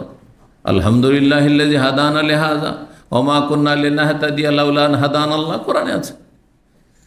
ওয়ালা তাসাদ্দাকনা ওয়ালা সাল্লাইনা, আমরা না দান সাদকা করতাম, যাকাতি দিতাম না, আমরা নামাজি পড়তাম। আল্লাহ হেদায়েত করেছেন, সেই জন্য তাই করেছি, তাই না? নিজের মায়ের পেটের ভাই আপনার বেনামাজি, গ্রামের অধিকাংশ বেনামাজি, সমাজের অধিকাংশ মানুষ বেনামাজি, বেদিন, দান সাদকা করেন, অনেকে যাকাত পরে যাকাত দেয় না। আল্লাহ আমাকে তৌফিক দিয়েছেন, এটা আল্লাহর রহমত। ফাগফির ফিদা আল্লাহকা মাক্তাফাইনা, সুতরাং আল্লাহ তুমি ক্ষমা করে দাও। ফেদা আল্লাহকা, আপনার জন্য উৎসর্গ করছে নিজের জীবনকে। নবী সাল্লাল্লাহু আলাইহি সাল্লামকে এখানে সম্বোধন করা হয়েছে মাক্তাফাইনা, কারণ আল্লাহর জন্য, ভাষ্যকারগণ বলেছেন আল্লাহর জন্য নিজেকে কোরবান করা, এই শব্দটি আরবরা বলতেন না, বলতেন কোনো মানুষ সম্পর্কে বলতেন, ফেদাকা আবি অম্মি, আমার বাপ মা আপনার জন্য কোরবান হোক, উৎসর্গ হোক। মাক্তাফাইনা মানে অতীতে যা করেছি, অতীতে যা করেছি আল্লাহ তুমি সেগুলি কি করো, আমাদেরকে ক্ষমা করে দাও, ক্ষমা করে দাও। ওয়াসাব্বিতিল আকদামা ইল্লা কাইনা, আর আমাদের পাকে সুদৃঢ় রাখো কাফেরদের সামনে, যদি আমরা কাফেরদের সাথে লড়াইয়ের ময়দানে মুখোমুখি হই। যখন লড়াইয়ের ময়দান রণক্ষেত্রে মুখোমুখি হব, তখন আমাদেরকে সুদৃঢ় রাখো, যাতে করে আমরা পিছ পায়ে পালিয়ে না যাই। ওয়াল কিয়ান সাকিনাতান আলাইনা, আর আমাদের ওপর তুমি প্রশান্তি নাজিল করো। ইন্না ইযা সিহাবিনা আতাইনা, আর আমাদেরকে যখন ডাক দেওয়া হবে তখন অবশ্যই আমরা এসে পড়বো, ঝাঁপিয়ে পড়বো কাফেরদের সাথে লড়াইয়ের জন্য। যখন আমাদেরকে জেহাদের জন্য ডাক দেওয়া হবে, তখন সাহা ইয়াসিহ মানে চিৎকার করা। তো চিৎকার করে যখন বলা হবে যে এসো আল্লাহর রাস্তায় বেরিয়ে আসো, তখন অবশ্যই আমরা আসবো। অবিশ্বাহে আউয়ালু আলাইনা, এবং হইচই করে কাফেররা আমাদের উপর ঝাঁপিয়ে পড়েছে। জি, যেমন কাফেররা ঝাঁপিয়ে পড়েছে, আমরাও তার জন্য প্রস্তুত হয়ে রয়েছি। এই যে ছন্দ আকারে এই ভঙ্গিমায় যে ছন্দ বা সঙ্গীত হয়ে থাকে, এগুলির মাধ্যমে তারা উট হাঁকাতো, মানে উটকে দ্রুত তাড়াতো। ফাকালা রাসূলুল্লাহ সাল্লাল্লাহু আলাইহি ওয়াসাল্লাম বললেন, মান হাযা সায়েক, এই উট হাঁকানেওয়ালা ব্যক্তি কে, যে এই কবিতাগুলি বা এই সঙ্গীতগুলি পাঠ করছে। কালু, তখন লোকেরা বলল, আমির বিন আকওয়া, এ হচ্ছে আমির বিন আকওয়া। ফাকালা, নবী সাল্লাল্লাহু আলাইহি ওয়াসাল্লাম আমেরের নাম শুনে বলে ইয়ারহামুহুল্লাহ, আল্লাহ যেন তার উপর রহম করেন, আল্লাহ যেন তার উপর রহম করেন। নবী সাল্লাল্লাহু আলাইহি ওয়াসাল্লাম কোনো ব্যক্তি বেঁচে থাকা অবস্থায় তার সম্পর্কে যদি বলতেন যে আল্লাহ তার উপর রহম করুন, তো সে মারা যেত অথবা সে শহীদ হইত, আর তাই হইল ঘটনা। এখান থেকে মানুষ মারা যাওয়ার পরে আর নিজের আমল করার কোনো সুযোগ নেই, তখন আল্লাহর রহমত ছাড়া মুক্তির আর কোনো উপায় নেই, আছে? কিন্তু মানুষ যতক্ষণ বেঁচে থাকে ততক্ষণ আল্লাহর রহমতেরও মুখাপেক্ষী, কিন্তু আল্লাহর হেফাজতেরও মুখাপেক্ষী। আমার আপনার হেফাজত কতদিন করতে হবে? যতদিন বেঁচে আছি। মরা লাশ, মানুষ মারা যাওয়ার পর আর দুশ্মন থাকে না, এটা যেন কোনো সময় চিন্তা করে। যতই দুশ্মন আপনার গ্রামে থাক, যখন দুনিয়াতে মারা যাবেন আর কেউ দুশ্মন থাকবে না। কি করবে আর? হ্যাঁ, আপনার সাথে যে জন্য দুশ্মনী ছিল ওটা তো শেষ, বুঝতে পারছেন না? আর দুশ্মন থাকবে না, শেষ। আল্লাহ যেন রহম করে তারও। ফাকালা রজুম মিনাল কম, তখন হ্যাঁ জনগণ যারা ছিল তাদের মধ্যে থেকে একজন বলল, ওয়াজাবাত ইয়া নবী আল্লাহ লাউলা আমতাতানা বিহি, হে আল্লাহর নবী, তার জন্য মরণ মনে হয় অবধারিত, বা শাহাদাত, আল্লাহ রাস্তায় শহীদ হওয়া মনে হয় অবধারিত হয়ে গেল, যদি আপনি তার দ্বারা আমাদেরকে আরও কিছু সময় উপকৃত হইতে সুযোগ দিতেন, অর্থাৎ এই যদি ভবিষ্যৎবাণী না করতেন। নবী সাল্লাল্লাহু আলাইহি ওয়াসাল্লাম গায়েব থেকে বলছেন, ওই সব গায়েব জানেন এমন কথা না, এটা শিরকি আকীদা, কিন্তু নবী সাল্লাল্লাহু আলাইহি ওয়াসাল্লাম অনেক কিছু আল্লাহ জানিয়ে দিতেন যে এই লোক মারা যাবে, তখনই নবী সাল্লাল্লাহু আলাইহি ওয়াসাল্লাম বলছে ইয়ারহামুল্লাহ। এমনি যে নিজে থেকে বলে দিয়েছেন আর মেরে দিলেন তার মাধ্যমে না, এটা নয়। নবী সাল্লাল্লাহু আলাইহি ওয়াসাল্লামকে আগে ওহী করা হয়েছে যে এই লোক এই যে এসছে জেহাদে খৈবরে, এতে শহীদ হয়ে যাবে, বোঝা গেছে? তো নবী সাল্লাল্লাহু আলাইহি ওয়াসাল্লাম তখন ইয়ারহামুহুল্লাহর মাধ্যমে ইঙ্গিত করে দিলেন যে এর আর সময় বেশি নেই, আল্লাহ যেন তার উপর কি করেন? রহম করেন। বেঁচে থাকা অবস্থায় আল্লাহ তার হেফাজত করুন, আল্লাহ তাকে সম্মানিত করুন, আল্লাহ তাকে দীর্ঘায়িত করুন, আল্লাহ তাকে সুস্থ রাখুন, নিরাপদ রাখুন, এইসব দোয়া করবেন। কিন্তু মরে যাওয়ার পরে হ্যাঁ কি দোয়া করবেন? আল্লাহ তারপর রহম করেন, তার গুনাহ খাতা মাফ করেন, তাকে জান্নাতবাসী করেন, তাকে আযাব থেকে রক্ষা করেন। বলবেন না আল্লাহ তার হেফাজত করুন, হ্যাঁ আল্লাহ তাকে রক্ষা করুন, এসব দোয়া করি না, ঠিক না? জি। তো এই যে কোনো একজন বলেছিলেন, তিনি ছিলেন ওমর রাদিয়াল্লাহু তাআলা। ওমর রাদিয়াল্লাহু তাআলা নবী সাল্লাল্লাহু আলাইহি ভাষাতে বুঝে নিয়েছেন যে আমের শহীদ হয়ে যাবে। ইয়া রাসূলুল্লাহ, যদি তার আয়ু দিয়ে আমাদেরকে কিছু সময় উপকৃত হইতে দিতেন, তাহলে বেশি ভালো হতো। ইয়া রাসূলুল্লাহ, আপনি এমন কথা বললেন যে এ তো মারা যাবে মনে হচ্ছে, এ তো শহীদ হয়ে যাবে। জি। কালা বর্ণনাকারী বলছেন, ফাআতাইনা খাইবার, আমরা খাইবারে আসলাম, ফাহাসারনাহু, খাইবারে আমরা অবরোধ করলাম, ঘেরাও করলাম। খাইবারে ইহুদিরা বসবাস করতো, তাদের অবরোধ করলেন। হাত্তা আসাবাতনা মাখমাসাতুন শাদীদা, এই অবরোধ চলতে থাকলো কয়েকদিন পর্যন্ত। সাহাবায়ে কেরামদের কাছে যে রসদ ছিল খাওয়া দাওয়ার, সেগুলো সব শেষ হইতে লাগলো। আমরা প্রচণ্ড ক্ষুধার্ত হয়ে পড়লাম, পড়লাম। সুম্মা ইন্নাল্লাহ ফাতা আলাইহিম, তারপর আল্লাহ রাব্বুল আলামিন বিজয় দান করলেন মুসলিমদেরকে। আর খাইবার যুদ্ধের আলোচনা সিরাতুন নবীতে আমরা বিস্তারিত করেছি। ফালাম্মা আমসান্না, সন্ধ্যা হয়েছে, সন্ধ্যাবেলা বিজয় লাভ হলো, আর রাত হয়েছে, একটু রাত অন্ধকার হয়েছে। সেই দিনে আল্লাতি ফতিহাত আলাইহিম, যেই দিন বিজয় লাভ হয়েছে, সাহাবায়ে কেরামগণ তারা বিভিন্ন জায়গায় ছড়িয়ে ছিটিয়ে আগুন জ্বালিয়ে পাকশাক শুরু করেছে। কারণ যুদ্ধ শেষ আর প্রচণ্ড ক্ষুধার্ত, এখন খাওয়া দাওয়া করতে খুব খিদে লেগেছে। তারা আওকাদনা নিরানান কাসীরাত, অনেক বেশি আগুন জ্বালিয়েছেন বিভিন্ন জায়গায়। ফাকালা রাসূলুল্লাহ সাল্লাল্লাহু আলাইহি ওয়াসাল্লাম, বললেন, মা হাযিহি নিরান, এই আগুনের কারণটা কি? এত কেন আগুন জ্বলছে বিভিন্ন জায়গায়, শুধু আগুন আর আগুন, আগুন কেন? আলাইয়া শাইইন তুকিদুন, কিসের এই আগুন জ্বালাচ্ছ? কালু, সাহাবীরা বলেন, আলাল্লাহ মিন, গোস্ত পাক হচ্ছে। সবাই গোস্ত পাক করছে আপন আপন জায়গায়, বিভিন্ন জায়গায় নিজের চুলা বানিয়ে নিয়ে গোস্ত পাক করছে। আলাইয়াল্লাহ, কোথায় গোস্ত পেলে? কিসের গোস্ত? কালু, তখন সাহাবীরা বললেন, আলাল্লাহ মিন হমরিন ইনসিয়াতিন, গৃহপালিত গাধার গোস্ত পাক হচ্ছে। আল্লাহু আকবার। গৃহপালিত গাধা মানে যেটাকে আমরা গাধা বলি, আর একটি গাধা হচ্ছে বন্য গাধা, মানে নীলগাই। হ্যাঁ, বন্য গাধা মানে নীলগাই, আর কেউ কেউ অন্য বলেছেন, কিন্তু এটি বেশি সূক্ষ্ম। আর নীলগাই খাওয়া জায়েজ রয়েছে, আমাদের দেশের ভাষায় সেটা গাধা বলা হয়নি, কিন্তু আরবরা সেটা কি বলতো? হোমরুন ওয়াহশিয়া। হাদিস এর আগে আমরা আলোচনা করেছি যে হেমার ওয়াহশি শিকার করলে না সাহাবিরা খেলেন। জি, কিন্তু হেমার মানে যে গাধাকে আমরা গাধা বলি, সেই গাধা খাওয়া কি হারাম। ওইরকম খচ্চর খাওয়া হারাম। কিন্তু গাধার পরে একটু বড় হচ্ছে, উঁচা হচ্ছে খচ্চর, আর খচ্চরের চাইতে উঁচা কাছাকাছি দেখতে হচ্ছে ঘোড়া। ঘোড়া খাওয়া হালাল। ঘোড়া খাওয়া হালাল। কিন্তু যে জিনিসটা খাবেন সেটাতে দেখতে হবে যে আমার খাওয়াতে বেশি ফায়দা না অন্য কাজ এর দ্বারা বেশি গুরুত্বপূর্ণ। ঘোড়ার সংখ্যা কম থাকলে ঘোড়াতে এর চাইতে গুরুত্বপূর্ণ কাজ রয়েছে। কিন্তু যেই দেশগুলিতে পর্যাপ্ত পরিমাণে ঘোড়া পাওয়া যায় সে দেশে ঘোড়া অহরহ খাচ্ছে। আজারবাইজান, উজবেকিস্তান, ওই রাশিয়ার ওই সমস্ত দেশগুলিতে, তুর্কিস্তান, তাজিকিস্তান, ওই সব দেশে এত বেশি পরিমাণ ঘোড়া আছে, ঘোড়া খাচ্ছেন, কোনো অসুবিধা নেই। জি, কিন্তু যাদের মজহব একটি মজহবে, 4 মজহবে একটি মজহবে শুধু ঘোড়া খাওয়া জায়েজ নাই, সেই মজহবের ইমামের কথা বলা হচ্ছে যে ইন্তেকালের 3 দিন আগে তিনি ঘোড়া যে হারাম আগে ফতোয়া দিতেন তার থেকে ফিরে এসেছেন। আর ফিরে আসেন আর না আসেন, নবী সাল্লাল্লাহু আলাইহি সাল্লামের হাদিস রয়েছে, সহিহ বুখারীতে 2-3টি হাদিস রয়েছে ঘোড়া খাওয়ার বৈধতা সম্পর্কে বা জায়েজ সম্পর্কে নবী সাল্লাল্লাহু অনুমতি দিয়েছেন। আসমা রাদিয়াল্লাহু তাআলা, আবু বকর মেয়ে, তিনি বলছেন আমরা নিজেরা জবাই করে ঘোড়ার গোশত খেয়েছি, সেজন্য ঘোড়ার গোশত খাওয়াতে কোনো আপত্তি নেই। কিন্তু বেদাতিরা খায় না, সেই জন্য তাদের গায়ের গাত্রদাহ যাতে করা হয়, গায়ের জ্বালা, সেই জন্য আপনি খেতে শুরু করবেন, এগুলো মূর্খদের কাজ। একসময় কিন্তু এই ধরনের কথাবার্তা সোশ্যাল মিডিয়াতে দেখা যাচ্ছিল, এগুলো জাহেলদের কাজ। আপনার ঘোড়া অনেকগুলি আছে, খান, 5টা ঘোড়া আছে, একটা ঘোড়া খায়, বাকিগুলো রাখে অন্য কাজের জন্য, ঠিক আছে। রাসূলুল্লাহ সাল্লাল্লাহু আলাইহি সাল্লাম বললেন ইহরিকুহা ওয়াকসিরুহা, তোমরা এই গোস্ত কি করো, গোস্ত ঝোল সহ বহিয়ে দাও, ওয়াকসিরুহা, আর এর পাত্রগুলিকে ভেঙে দাও, পাত্র পর্যন্ত ভেঙে দিতে বললেন।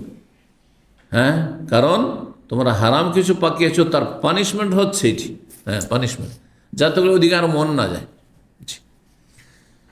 কালা রাজুলুন, একজন লোক বলল ইয়া রাসূলুল্লাহ আও নুহরিকুহা ওয়া নাগসিলুহা, যদি আমরা এই ঝোল সহ গোস্তকে আমরা বহিয়ে দিই আর এই পাত্রগুলি ধুয়ে নিই, কারণ পাত্রগুলি আমরা ভেঙে ফেলবো তো আমরা তো ক্ষতিগ্রস্ত হব, তো পাত্রগুলি রাখতে পারবো কি না যদি আমরা ধুয়ে রেখে দিই?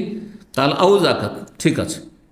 তার মানে নবী সাল্লাল্লাহু আলাইহি সাল্লাম যে 2টো হুকুম দিয়েছেন, একটি হচ্ছে গোস্ত কি করো, ফেলে দাও, ঝোল সহ, আর পাত্র ভেঙে দাও। পাত্র ভাঙাটা ফরজ নয়, যদি পাত্র রাখো তো রাখতে পারো, কিন্তু কখনো কখনো কোনো ফরজ কাজ নয়, কিন্তু একটি হারাম কাজে যাতে করে বেশি ঘি না হয় সেজন্য সেটা ভেঙে ফেলা, আর এটি নবী সাল্লাল্লাহু আলাইহি ওয়াসাল্লামের নির্দেশ ছিল। জি, জরুরি ছিল না, সেই জন্য যখন তারা দরখাস্ত করলেন মেনে নিলেন নবী সাল্লাল্লাহু আলাইহি ওয়াসাল্লাম।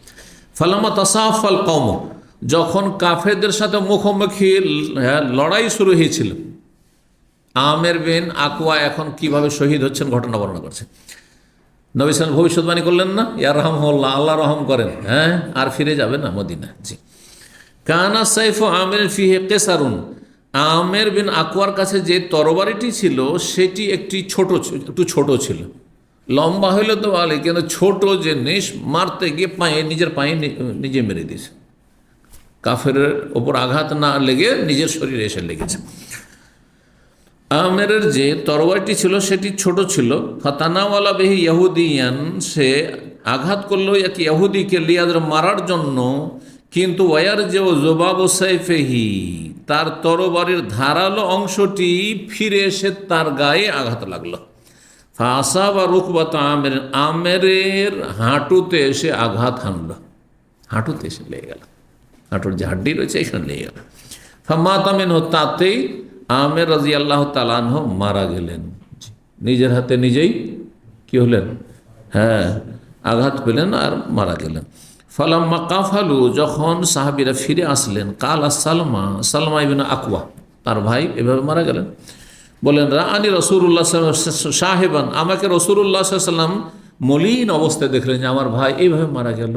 আরে কাফের হাতে যদি নিহত হইতেন তাহলে বলতো আল্লাহর রাস্তায় শহীদ হয়েছেন, কাফের হাতে মারা গেছেন, নিজের হাতে নিজেই মারা গেলেন। অনেকে তো এটাকে আত্মহত্যা ভাবতে পারে, এটাকে আত্মহত্যা ভুলবশত সেটা হয়েছে।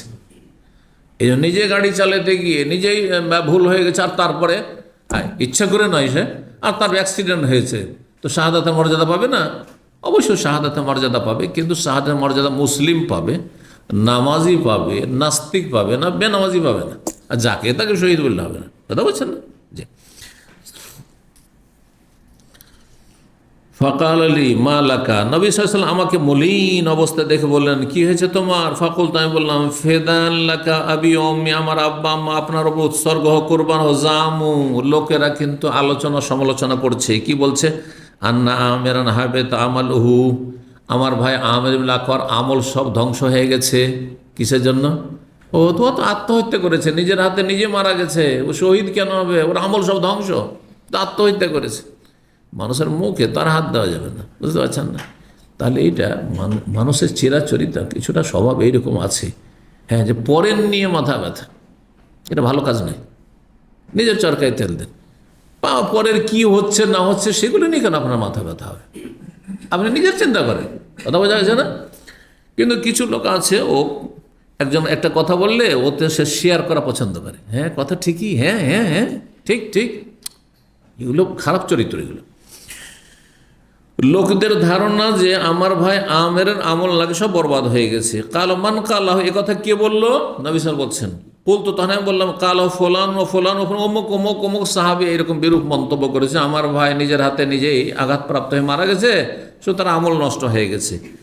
ও ওসাইদ ইবনুল হুযাইর আনসারীও বলেছেন, ফাকাল রাসূলুল্লাহ সাল্লাল্লাহু আলাইহি ওয়াসাল্লাম, রাসূলুল্লাহ সাল্লাল্লাহু আলাইহি ওয়াসাল্লাম বললেন, কাযাবা মান কালাহ, যারা এই কথা বলেছে তোমার ভাইয়ের আমল বরবাদ হয়ে গেছে, তারা মিথ্যা কথা বলেছে, মিথ্যা কথা বলেছে।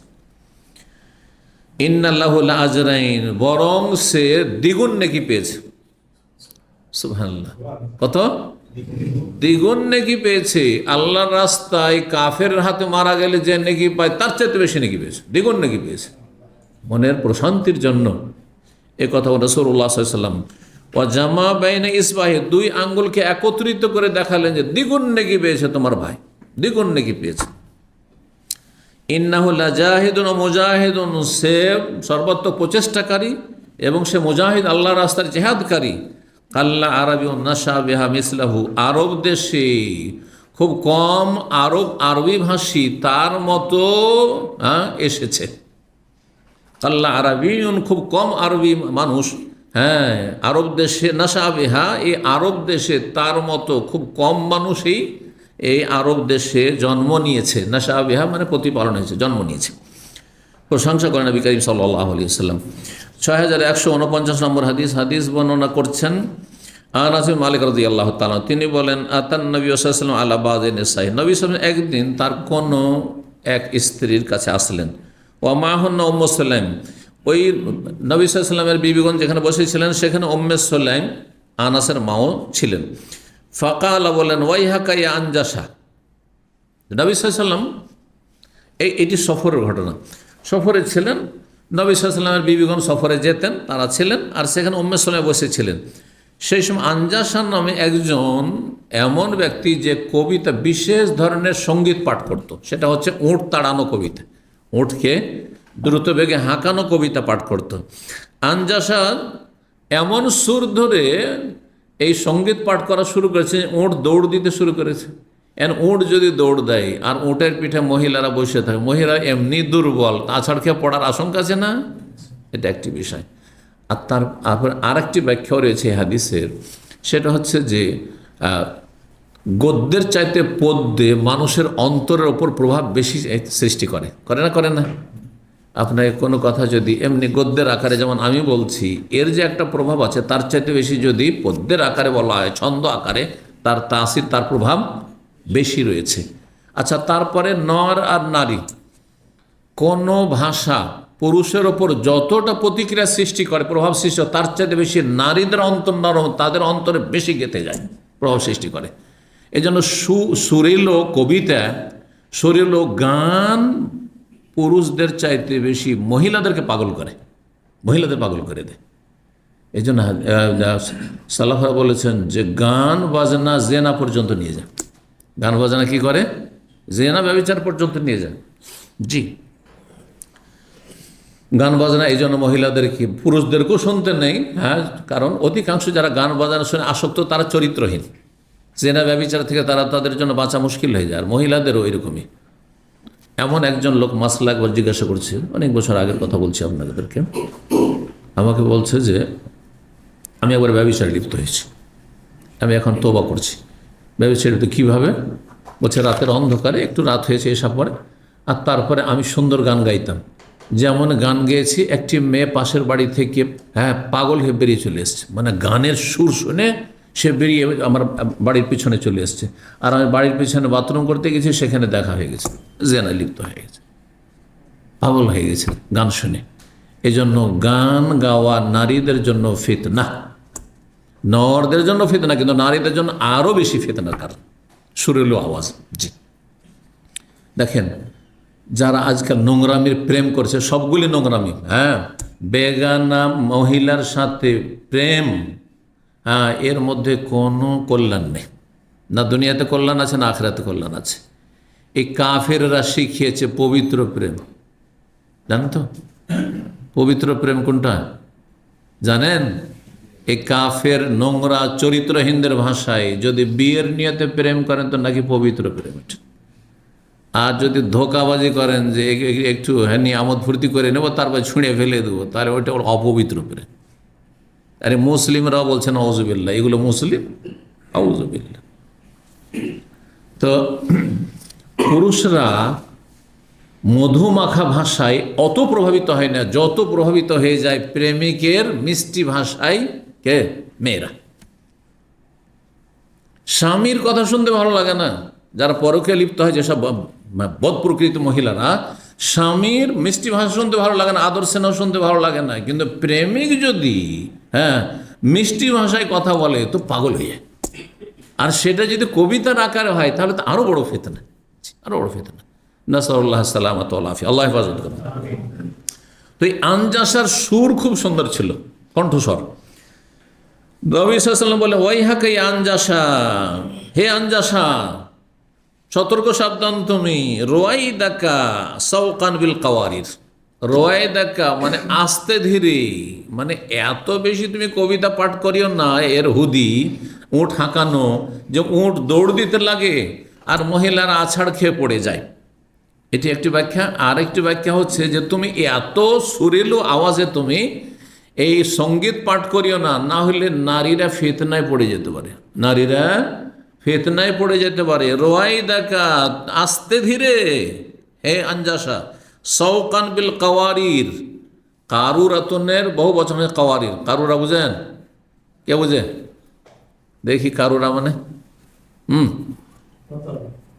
মাশাআল্লাহ, হাত দিয়েছে, বুঝে নিছে নাকি? জানা আছে কারুর, এটার নাম কারুরা, এর নাম হচ্ছে, বোতলের নাম হচ্ছে, সাধারণত আগের যুগ কাঁচের বোতল হতো, এগুলো ছিল না, কাঁচের গ্লাস, কাঁচের বোতল এগুলো। তো কাঁচ তাড়াতাড়ি ভেঙে যায়।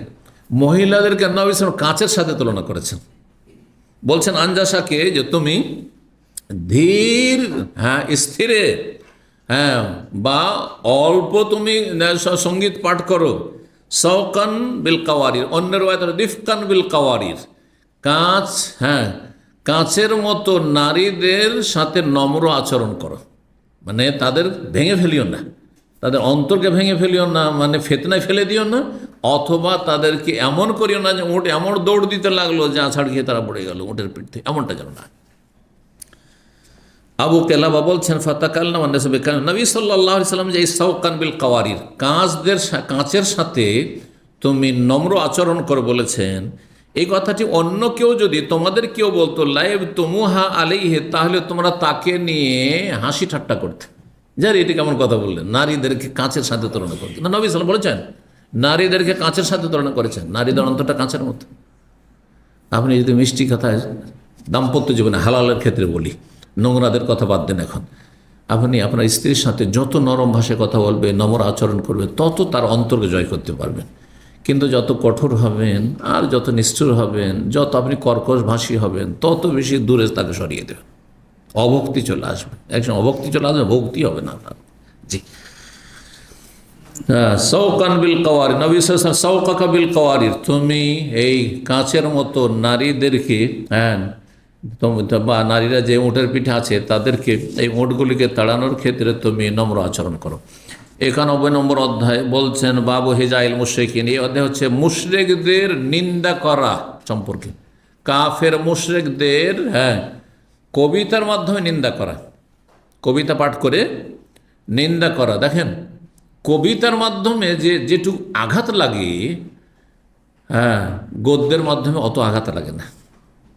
আমাদেরকে যারা গাল দেয়, অধিকাংশরা তো বিভিন্নভাবে এমনিভাবে গাল দিচ্ছে, সেই গালও ব্যথা আছে, নেই, কথার আঘাতেও ব্যথা আছে। কিন্তু কিছু আছে, বদচরিত্র আছে, যারা কবিতার আকারে আমাদের বিরুদ্ধে তারা কি করে, নিন্দা করে বা কুৎসা গায়। জি, এতে বেশি কষ্ট লাগে, এতে বেশি কষ্ট লাগে যে কোনো মানুষকে। যদি আপনার সম্পর্কে, আপনার পরিবার সম্পর্কে, অথবা আপনার যে কোনো ব্যক্তি প্রিয়জন সম্পর্কে যদি কবিতার মাধ্যমে কাব্য রচনা করে যদি নিন্দা করে, তো বেশি কষ্ট পাবে তাদের। তো কাফের মুশরিকরা কি করত, মুসলিমদের, এমনকি রাসূলুল্লাহ সাল্লাল্লাহু আলাইহি ওয়াসাল্লামের তারা কুৎসা গাইতো, তারপরে আজওয়াজ উম্মাহাতুল মুমিনিনদের কুৎসা গাইতো, নবী সাল্লাল্লাহু আলাইহি ওয়াসাল্লামের পরিবারের কুৎসা গাইতো, সাহাবায়ে কেরামদের স্ত্রীদের তারা কুৎসা গাইতো, নিন্দা করত। নবী সাল্লাল্লাহু আলাইহি ওয়াসাল্লাম তাদের প্রতিবাদে কাফেরদের, হ্যাঁ, কুৎসা গাইতে বা নিন্দা করতে বলতেন। তাদের শিরকে, অশ্লীল ভাষায় নয়, কিন্তু ভালো ভাষায়, ভদ্র ভাষায়, শালীনতার সাথে তাদের প্রতিবাদ করতে বলতেন। এখানে ওই অধ্যায়টি রয়েছে যে কাফের মুশরিকদের নিন্দা করা সম্পর্কে কাব্য রচনার মাধ্যমে, কবিতার মাধ্যমে। 6150 নম্বর হাদিস বর্ণনা করছেন মা আয়েশা রাদিয়াল্লাহু তাআলা আনহা, বলছেন একবার অনুমতি চান হাসান বিন সাবিত রাসূলুল্লাহ সাল্লাল্লাহু আলাইহি ওয়াসাল্লামের কাছে, কিসের ব্যাপারে, ফি হেজাইল মুশরিকিন, কাফের মুশরিকদের নিন্দা করার জন্য। আমি কাফের মুশরিকদের নিন্দা করব, মক্কার কাফের জালেমরা এত জুলম অত্যাচার করছে মুসলিমদের ওপর এবং আপনার ওপর, তাদের নিন্দা করব, আমাকে অনুমতি দেন। রাসূলুল্লাহ সাল্লাল্লাহু আলাইহি ওয়াসাল্লামের কবি ছিলেন হাসান বিন সাবিত, ইসলাম গ্রহণ করেছিলেন। তখন রাসূলুল্লাহ সাল্লাল্লাহু আলাইহি ওয়াসাল্লাম বললেন যে ফাকাইফা বিনা সাবিত, তুমি যে কাফের, মক্কার কাফেরদের নিন্দা করবে, আর তারা কুরাইশ বংশ, আর তাদেরই তো আমি একজন, তাহলে যখন গোটা বংশ তুলে যখন নিন্দা করবে, তো আমাকে তো সেরে দেবে, 14 গোষ্ঠী সেরে দেবে, তাই না? তো কেমন, কি করে আমাকে, কি করে সেখান থেকে উদ্ধার করবে? হ্যাঁ, না হলে তো আমারও মানহানি হবে। ফাকাইফা বিনা সাবিত, আমার বংশের কি করে তুমি মান-ইজ্জত রক্ষা করবে, সম্মান রক্ষা করবে? ফাকাল হাসান বিন সাবিত বললেন আসুল্লান্নাকা মিনহুম, এই কাফেরদের নিন্দা গাইতে গিয়ে আমি, হ্যাঁ, কবিতার মাধ্যমে আপনাকে সেখান থেকে বের করে নেব। কামা তুসাল্লু শারাতু মিনাল আজিন, যেমন মাখা আটা থেকে চুল বের করে নেওয়া হয়। মাখা আটাতে যদি চুল ঢুকে থাকে, চুল বের করলে কিছু আটা আসবে ওতে না, ক্লিন হয়ে চলে আসবে, একটু আটা আসবে না, ঠিক না? ওইভাবে আপনাকে বের করে নেবো, যে আপনার এত প্রশংসা করবো যে আপনার গায়ে একটু আঁচ লাগবে না, কোনো কিছু লাগবে, আঘাত লাগবে না। আর কাফেরদের ভালো করে আমি কুৎসা গিয়ে দিচ্ছি, আমি শুধু পারমিশন দেন। আবু জাহাল, আবু লাহাব, ওতবা, সাইবা সব কিছু সেরে দিচ্ছেন। জি, নবী পারমিশন দিয়েছিলাম। হেশাম বিন ওরওয়া বর্ণনা করেছেন, তার পিতা ওরওয়া বিন জুবাইর থেকে, তিনি বলছেন যাহাব তো আসুব হাসান ইন্দা আয়েশা, আয়েশা রাদিয়াল্লাহু তাআলা আনহার সামনে একদিন আমি হাসান বিন সাবিতকে আমি গালমন্দ করতে চাইলাম।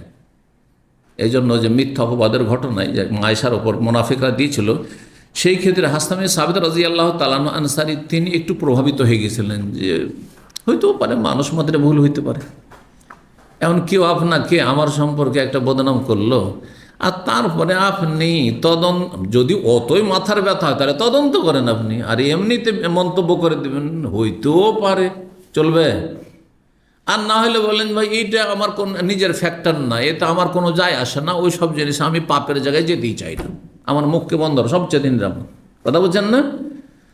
অধিকাংশ প্রায় সাহাবায়ে কেরাম তাই করেছিলেন, হ্যাঁ, যে এটা হইতেই পারে না।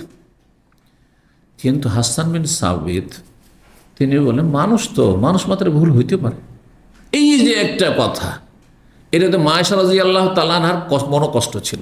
এটা কি করে একজন সাহাবী, তিনি কি করে এটা বললেন যে মানুষ মাত্র ভুল হইতে পারে? কথা তো ঠিক, কিন্তু কথাটি ফিট করা, দেখেন, মানুষ মাত্র ভুল হইতে পারে, কথাটি ঠিক, কিন্তু কথাটি আমার উপর হুট করে ফিট করে দেবেন, এইটা ঠিক নয়। অনেক সময় বুঝতে পারছেন না, যখন প্রমাণ হয়ে যাবে ভুল তখন ঠিক আছে, আর বিনা প্রমাণে সন্দেহের ভিত্তিতে হইতেও পারে। আমাদের দেশে ইসলাম বিরোধী কিছু কথা আছে, আর কিছু রটে তো কিছু বটে, বুঝেন না? বুঝেন না, যখন রইটেছে তো হইলে হইতে পারে, হ্যাঁ হইলে হইতে পারে। আপনার কে বলতে বলছে গুনার কাজ কেন করতে যাবেন আপনি, যে কারো সম্পর্ক হোক না কেন? জি, তো এই ঘটনাটি জানতেন যে একবার কোনো এক সময় প্রভাবিত হয়েছিলেন মুনাফিকদের কথায়, কে? হাসান বিন সাবিত। এই জন্য একটু আক্রোশ ছিল উরওয়া ইবনে জুবাইরের, যে আমার খালার ব্যাপারে এরকম কথা বলেছে, তো মা আয়েশার সামনে গাল দিচ্ছেন, খালার সামনে, খালাকে খুশি করার জন্য, যে আপনার সম্পর্কে এরকম কথা বলেছে জন্য। তো মা আয়েশা দেখেন, তার ইমান দেখেন, তিনি বলছেন লা তাসুব্বাহু, খবরদার গাল দেবে না, তাকে গাল দেবে না। ফাইন্নাহু কানা ইউনাফিউ রাসূলিল্লাহ সাল্লাল্লাহু আলাইহি ওয়াসাল্লাম, কারণ সে রাসূলুল্লাহ সাল্লাল্লাহু আলাইহি ওয়াসাল্লামের পক্ষ থেকে প্রতিবাদ করত। কাফেরা যখন কুৎসা গাইত, নিন্দা করত, নবী সাল্লাল্লাহু আলাইহি ওয়াসাল্লামের মানহানি করত, তিনি ডিফেন্স করতেন, আর তুমি তাকে গাল দিবে কেন? গাল দিবে। জি, 6151 নম্বর হাদিস মানে আবু হুরায়রা রাদিয়াল্লাহু তাআলা আনহু তার ঘটনায় বর্ণনা করেছেন, ইয়াজকুরুন নবী সাল্লাল্লাহু আলাইহি ওয়াসাল্লাম ইয়াকুল, নবী সাল্লাল্লাহু আলাইহি ওয়াসাল্লাম সম্পর্কে বলছেন, ইন্না আখান লাকুম লা ইয়াকুলুর রাফাস। জি, নবী সাল্লাল্লাহু আলাইহি ওয়াসাল্লামের কথা উল্লেখ করে বলছেন যে নবী সাল্লাল্লাহু আলাইহি ওয়াসাল্লাম বললেন যে তোমাদের ভাই যে হাসান বিন সাবিত, তিনি কখনো অশ্লীল কবিতা রচনা করেন না। জি, লা ইয়াকুল রাফাস, রাফাস মানে অশ্লীলতা, ফালা রাফাসা ওয়ালা ফুসুকা ফিল হজ, ফামান ফারাদা ফিহিন্নাল হজ ফালা রাফাসা ওয়ালা ফুসুকা ওয়ালা জিদালা ফিল হজ। ইয়ানি বিযালিকা রাওয়া, উদ্দেশ্য ইবনে রাওয়াহার কথা বলছেন, হাসান যে না আব্দুল্লাহ বিন রাওয়াহা, এখানে হাসান বিন সাবিতের কথা নেই। তাহলে একজন সাহাবী হাসান বিন সাবিত তিনি কবি ছিলেন, আর আব্দুল্লাহ বিন রাওয়াহাও কবি ছিলেন সাহাবায়ে কেরামদের মধ্যে, একজন কবিতা তারা আবৃত্তি করতে পারতেন। তো আব্দুল্লাহ বিন রাওয়াহা যে কবিতাগুলি পাঠ করেন সেগুলিতে কোনো নোংরা কথা তিনি বলেন না, বরং গঠনমূলক কথা বলেন। কেউ যদি কবিতা বলে, আবৃত্তি করে আর ভালো কথা বলে, যার মাধ্যমে মানুষের চরিত্রের উন্নতি হবে, ঈমান আমলের উন্নতি হবে, তাহলে ভালো, কোনো অসুবিধা নেই। তিনি কবিতা যে পাঠ করেছেন ইবনে রাওয়াহা, আব্দুল্লাহ বিন রাওয়াহা, তার একটি কবিতা বলছে, ফিনা রাসূলুল্লাহ, আমাদের মাঝে একজন আল্লাহর রসুল রয়েছেন, ইয়াতুলু কিতাব, যে আল্লাহর কিতাব তিনি সবসময় পাঠ করেন, এজান শাক্কা মারুফিন মিনাল ফজরে সাতেউ, যখন ভোরের আলো, ভোরের মন মাতানো আলো ফুটে উঠে, ভোরের আলো যখন ফুটে ওঠে, আরান আল হুদা বাদ আল আমা, আমাদেরকে অন্ধকারের পরে হেদায়েত দেখিয়েছেন, অন্ধকারের পরে বা অন্ধ হওয়ার পরে আমাদেরকে দিক নির্দেশনা দিয়ে হেদায়েত দান করেছেন। ফাকুলুবুনা বিহি মুকিনাতুন, আমাদের অন্তর তার প্রতি বিশ্বাসী, আন্না মা কালা ওয়াকিউন, যে নবী সাল্লাল্লাহু আলাইহি ওয়াসাল্লাম যা বলেছেন তা অবশ্যই ঘটবে। ইয়াবিতু ইজাফি জামবাহু আন ফিরাশিহি, এবং তিনি রাত্রি যাপন করেন বিছানা থেকে উঠে আলাদা হয়ে, মানে রাত্রে তিনি তাহাজ্জুদ পড়েন, দীর্ঘ সময় ধরে বিছানায় ঘুমান না, কাফের পাপীদের মতো। ইজাস্তাসকালাত বিল কাফিরিন আল মাদাজু, যখন কাফেরদেরকে বিছানায় কি করে, বিছানা কাফেরদের ত্যাগ করা যখন কঠিন হয়ে পড়ে। ইজাস্তাসকালা সাকিল হওয়া মানে ভারী হওয়া, কঠিন হওয়া, কাফেরদের জন্য মাদাজ মানে বিছানা, কাফেরদের শয্যা বা বিছানা ত্যাগ করা যখন কঠিন হয়ে পড়ে, তখন রাসূলুল্লাহ সাল্লাল্লাহু আলাইহি সাল্লাম বিছানা ছেড়ে দিয়ে আল্লাহর সাথে তিনি নির্জনে কথা বলেন, তাহাজ্জুদ আদায় করেন।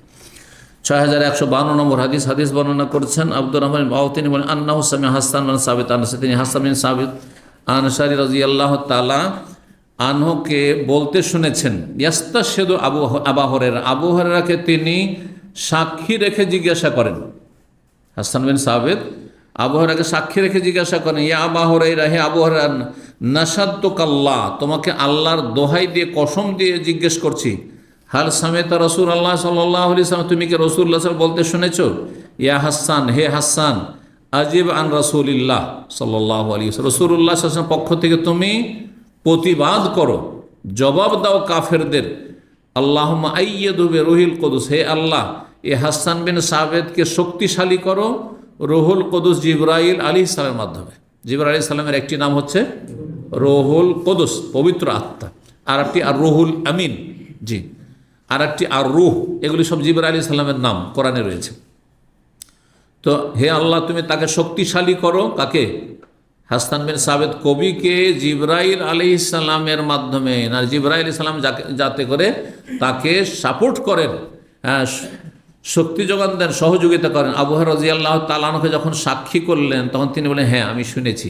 হাসান বিন সাবিত এই কথার প্রমাণ জিজ্ঞেস করলেন আবু হুরায়রাকে, যাতে করে সবাই জেনে নেয় যে রাসূলুল্লাহ সাল্লাল্লাহু আলাইহি ওয়াসাল্লাম আমাকে কবিতার মাধ্যমে কাফেরদের অন্যায়ের প্রতিবাদ করতে বলেছেন, জবাব দিতে বলেছেন। সর্বশেষ হাদিস 6153 নম্বর হাদিস, বারা বিন আযিব রাদিয়াল্লাহু তাআলা আনহু বর্ণনা করেন, তিনি বলেন নবী সাল্লাল্লাহু আলাইহি ওয়াসাল্লাম হাসান বিন সাবিতকে একবার বলেছিলেন, উহজুহুম, তুমি কাফেরদের নিন্দা গাও, নিন্দা বর্ণনা করো। আও হাজিহিম, অথবা বলেছেন হাজিহিম, তাদের নিন্দা বর্ণনা করো। ও জিবরিল ও মাকা, তোমার সাথে জিবরাইল আলাইহিস সালাম রয়েছেন, তোমার সাথে জিবরাইল আলাইহিস সালাম রয়েছেন। এখানে আজকের আলোচনা শেষ করেছি। জাযাকুমুল্লাহ খায়র। আল্লাহ রাব্বুল আলামিন যেন আপনাদের দিন দুনিয়া বরকত দান করেন। আর আমাদের এক ভাই আজকে তার ছেলে আর আকিকে আপনাদের জন্য পেশ করেছেন, আলহামদুলিল্লাহ। আজকে আকিকার তার আপনারা দাওয়াত খাবেন। আল্লাহ যেন তাকে উত্তম প্রতিদান দান করেন, তার রুজিতে বরকত দান করেন, এবং তার ছেলেকে আল্লাহ নেক হায়াত দান করেন, এবং ছেলের বাবা মা আল্লাহ রাব্বুল আলামিন তাদেরকে যেন ভালো রাখেন, এবং আমাদেরকে নেকির কাজে সবাইকে যেন ভালো কাজে অংশ নেওয়ার তৌফিক দান করেন। রব্বানা আতিনা ফিদ দুনিয়া হাসানা ওয়া ফিল আখিরাতি হাসানা ওয়া কিনা আযাবান নার।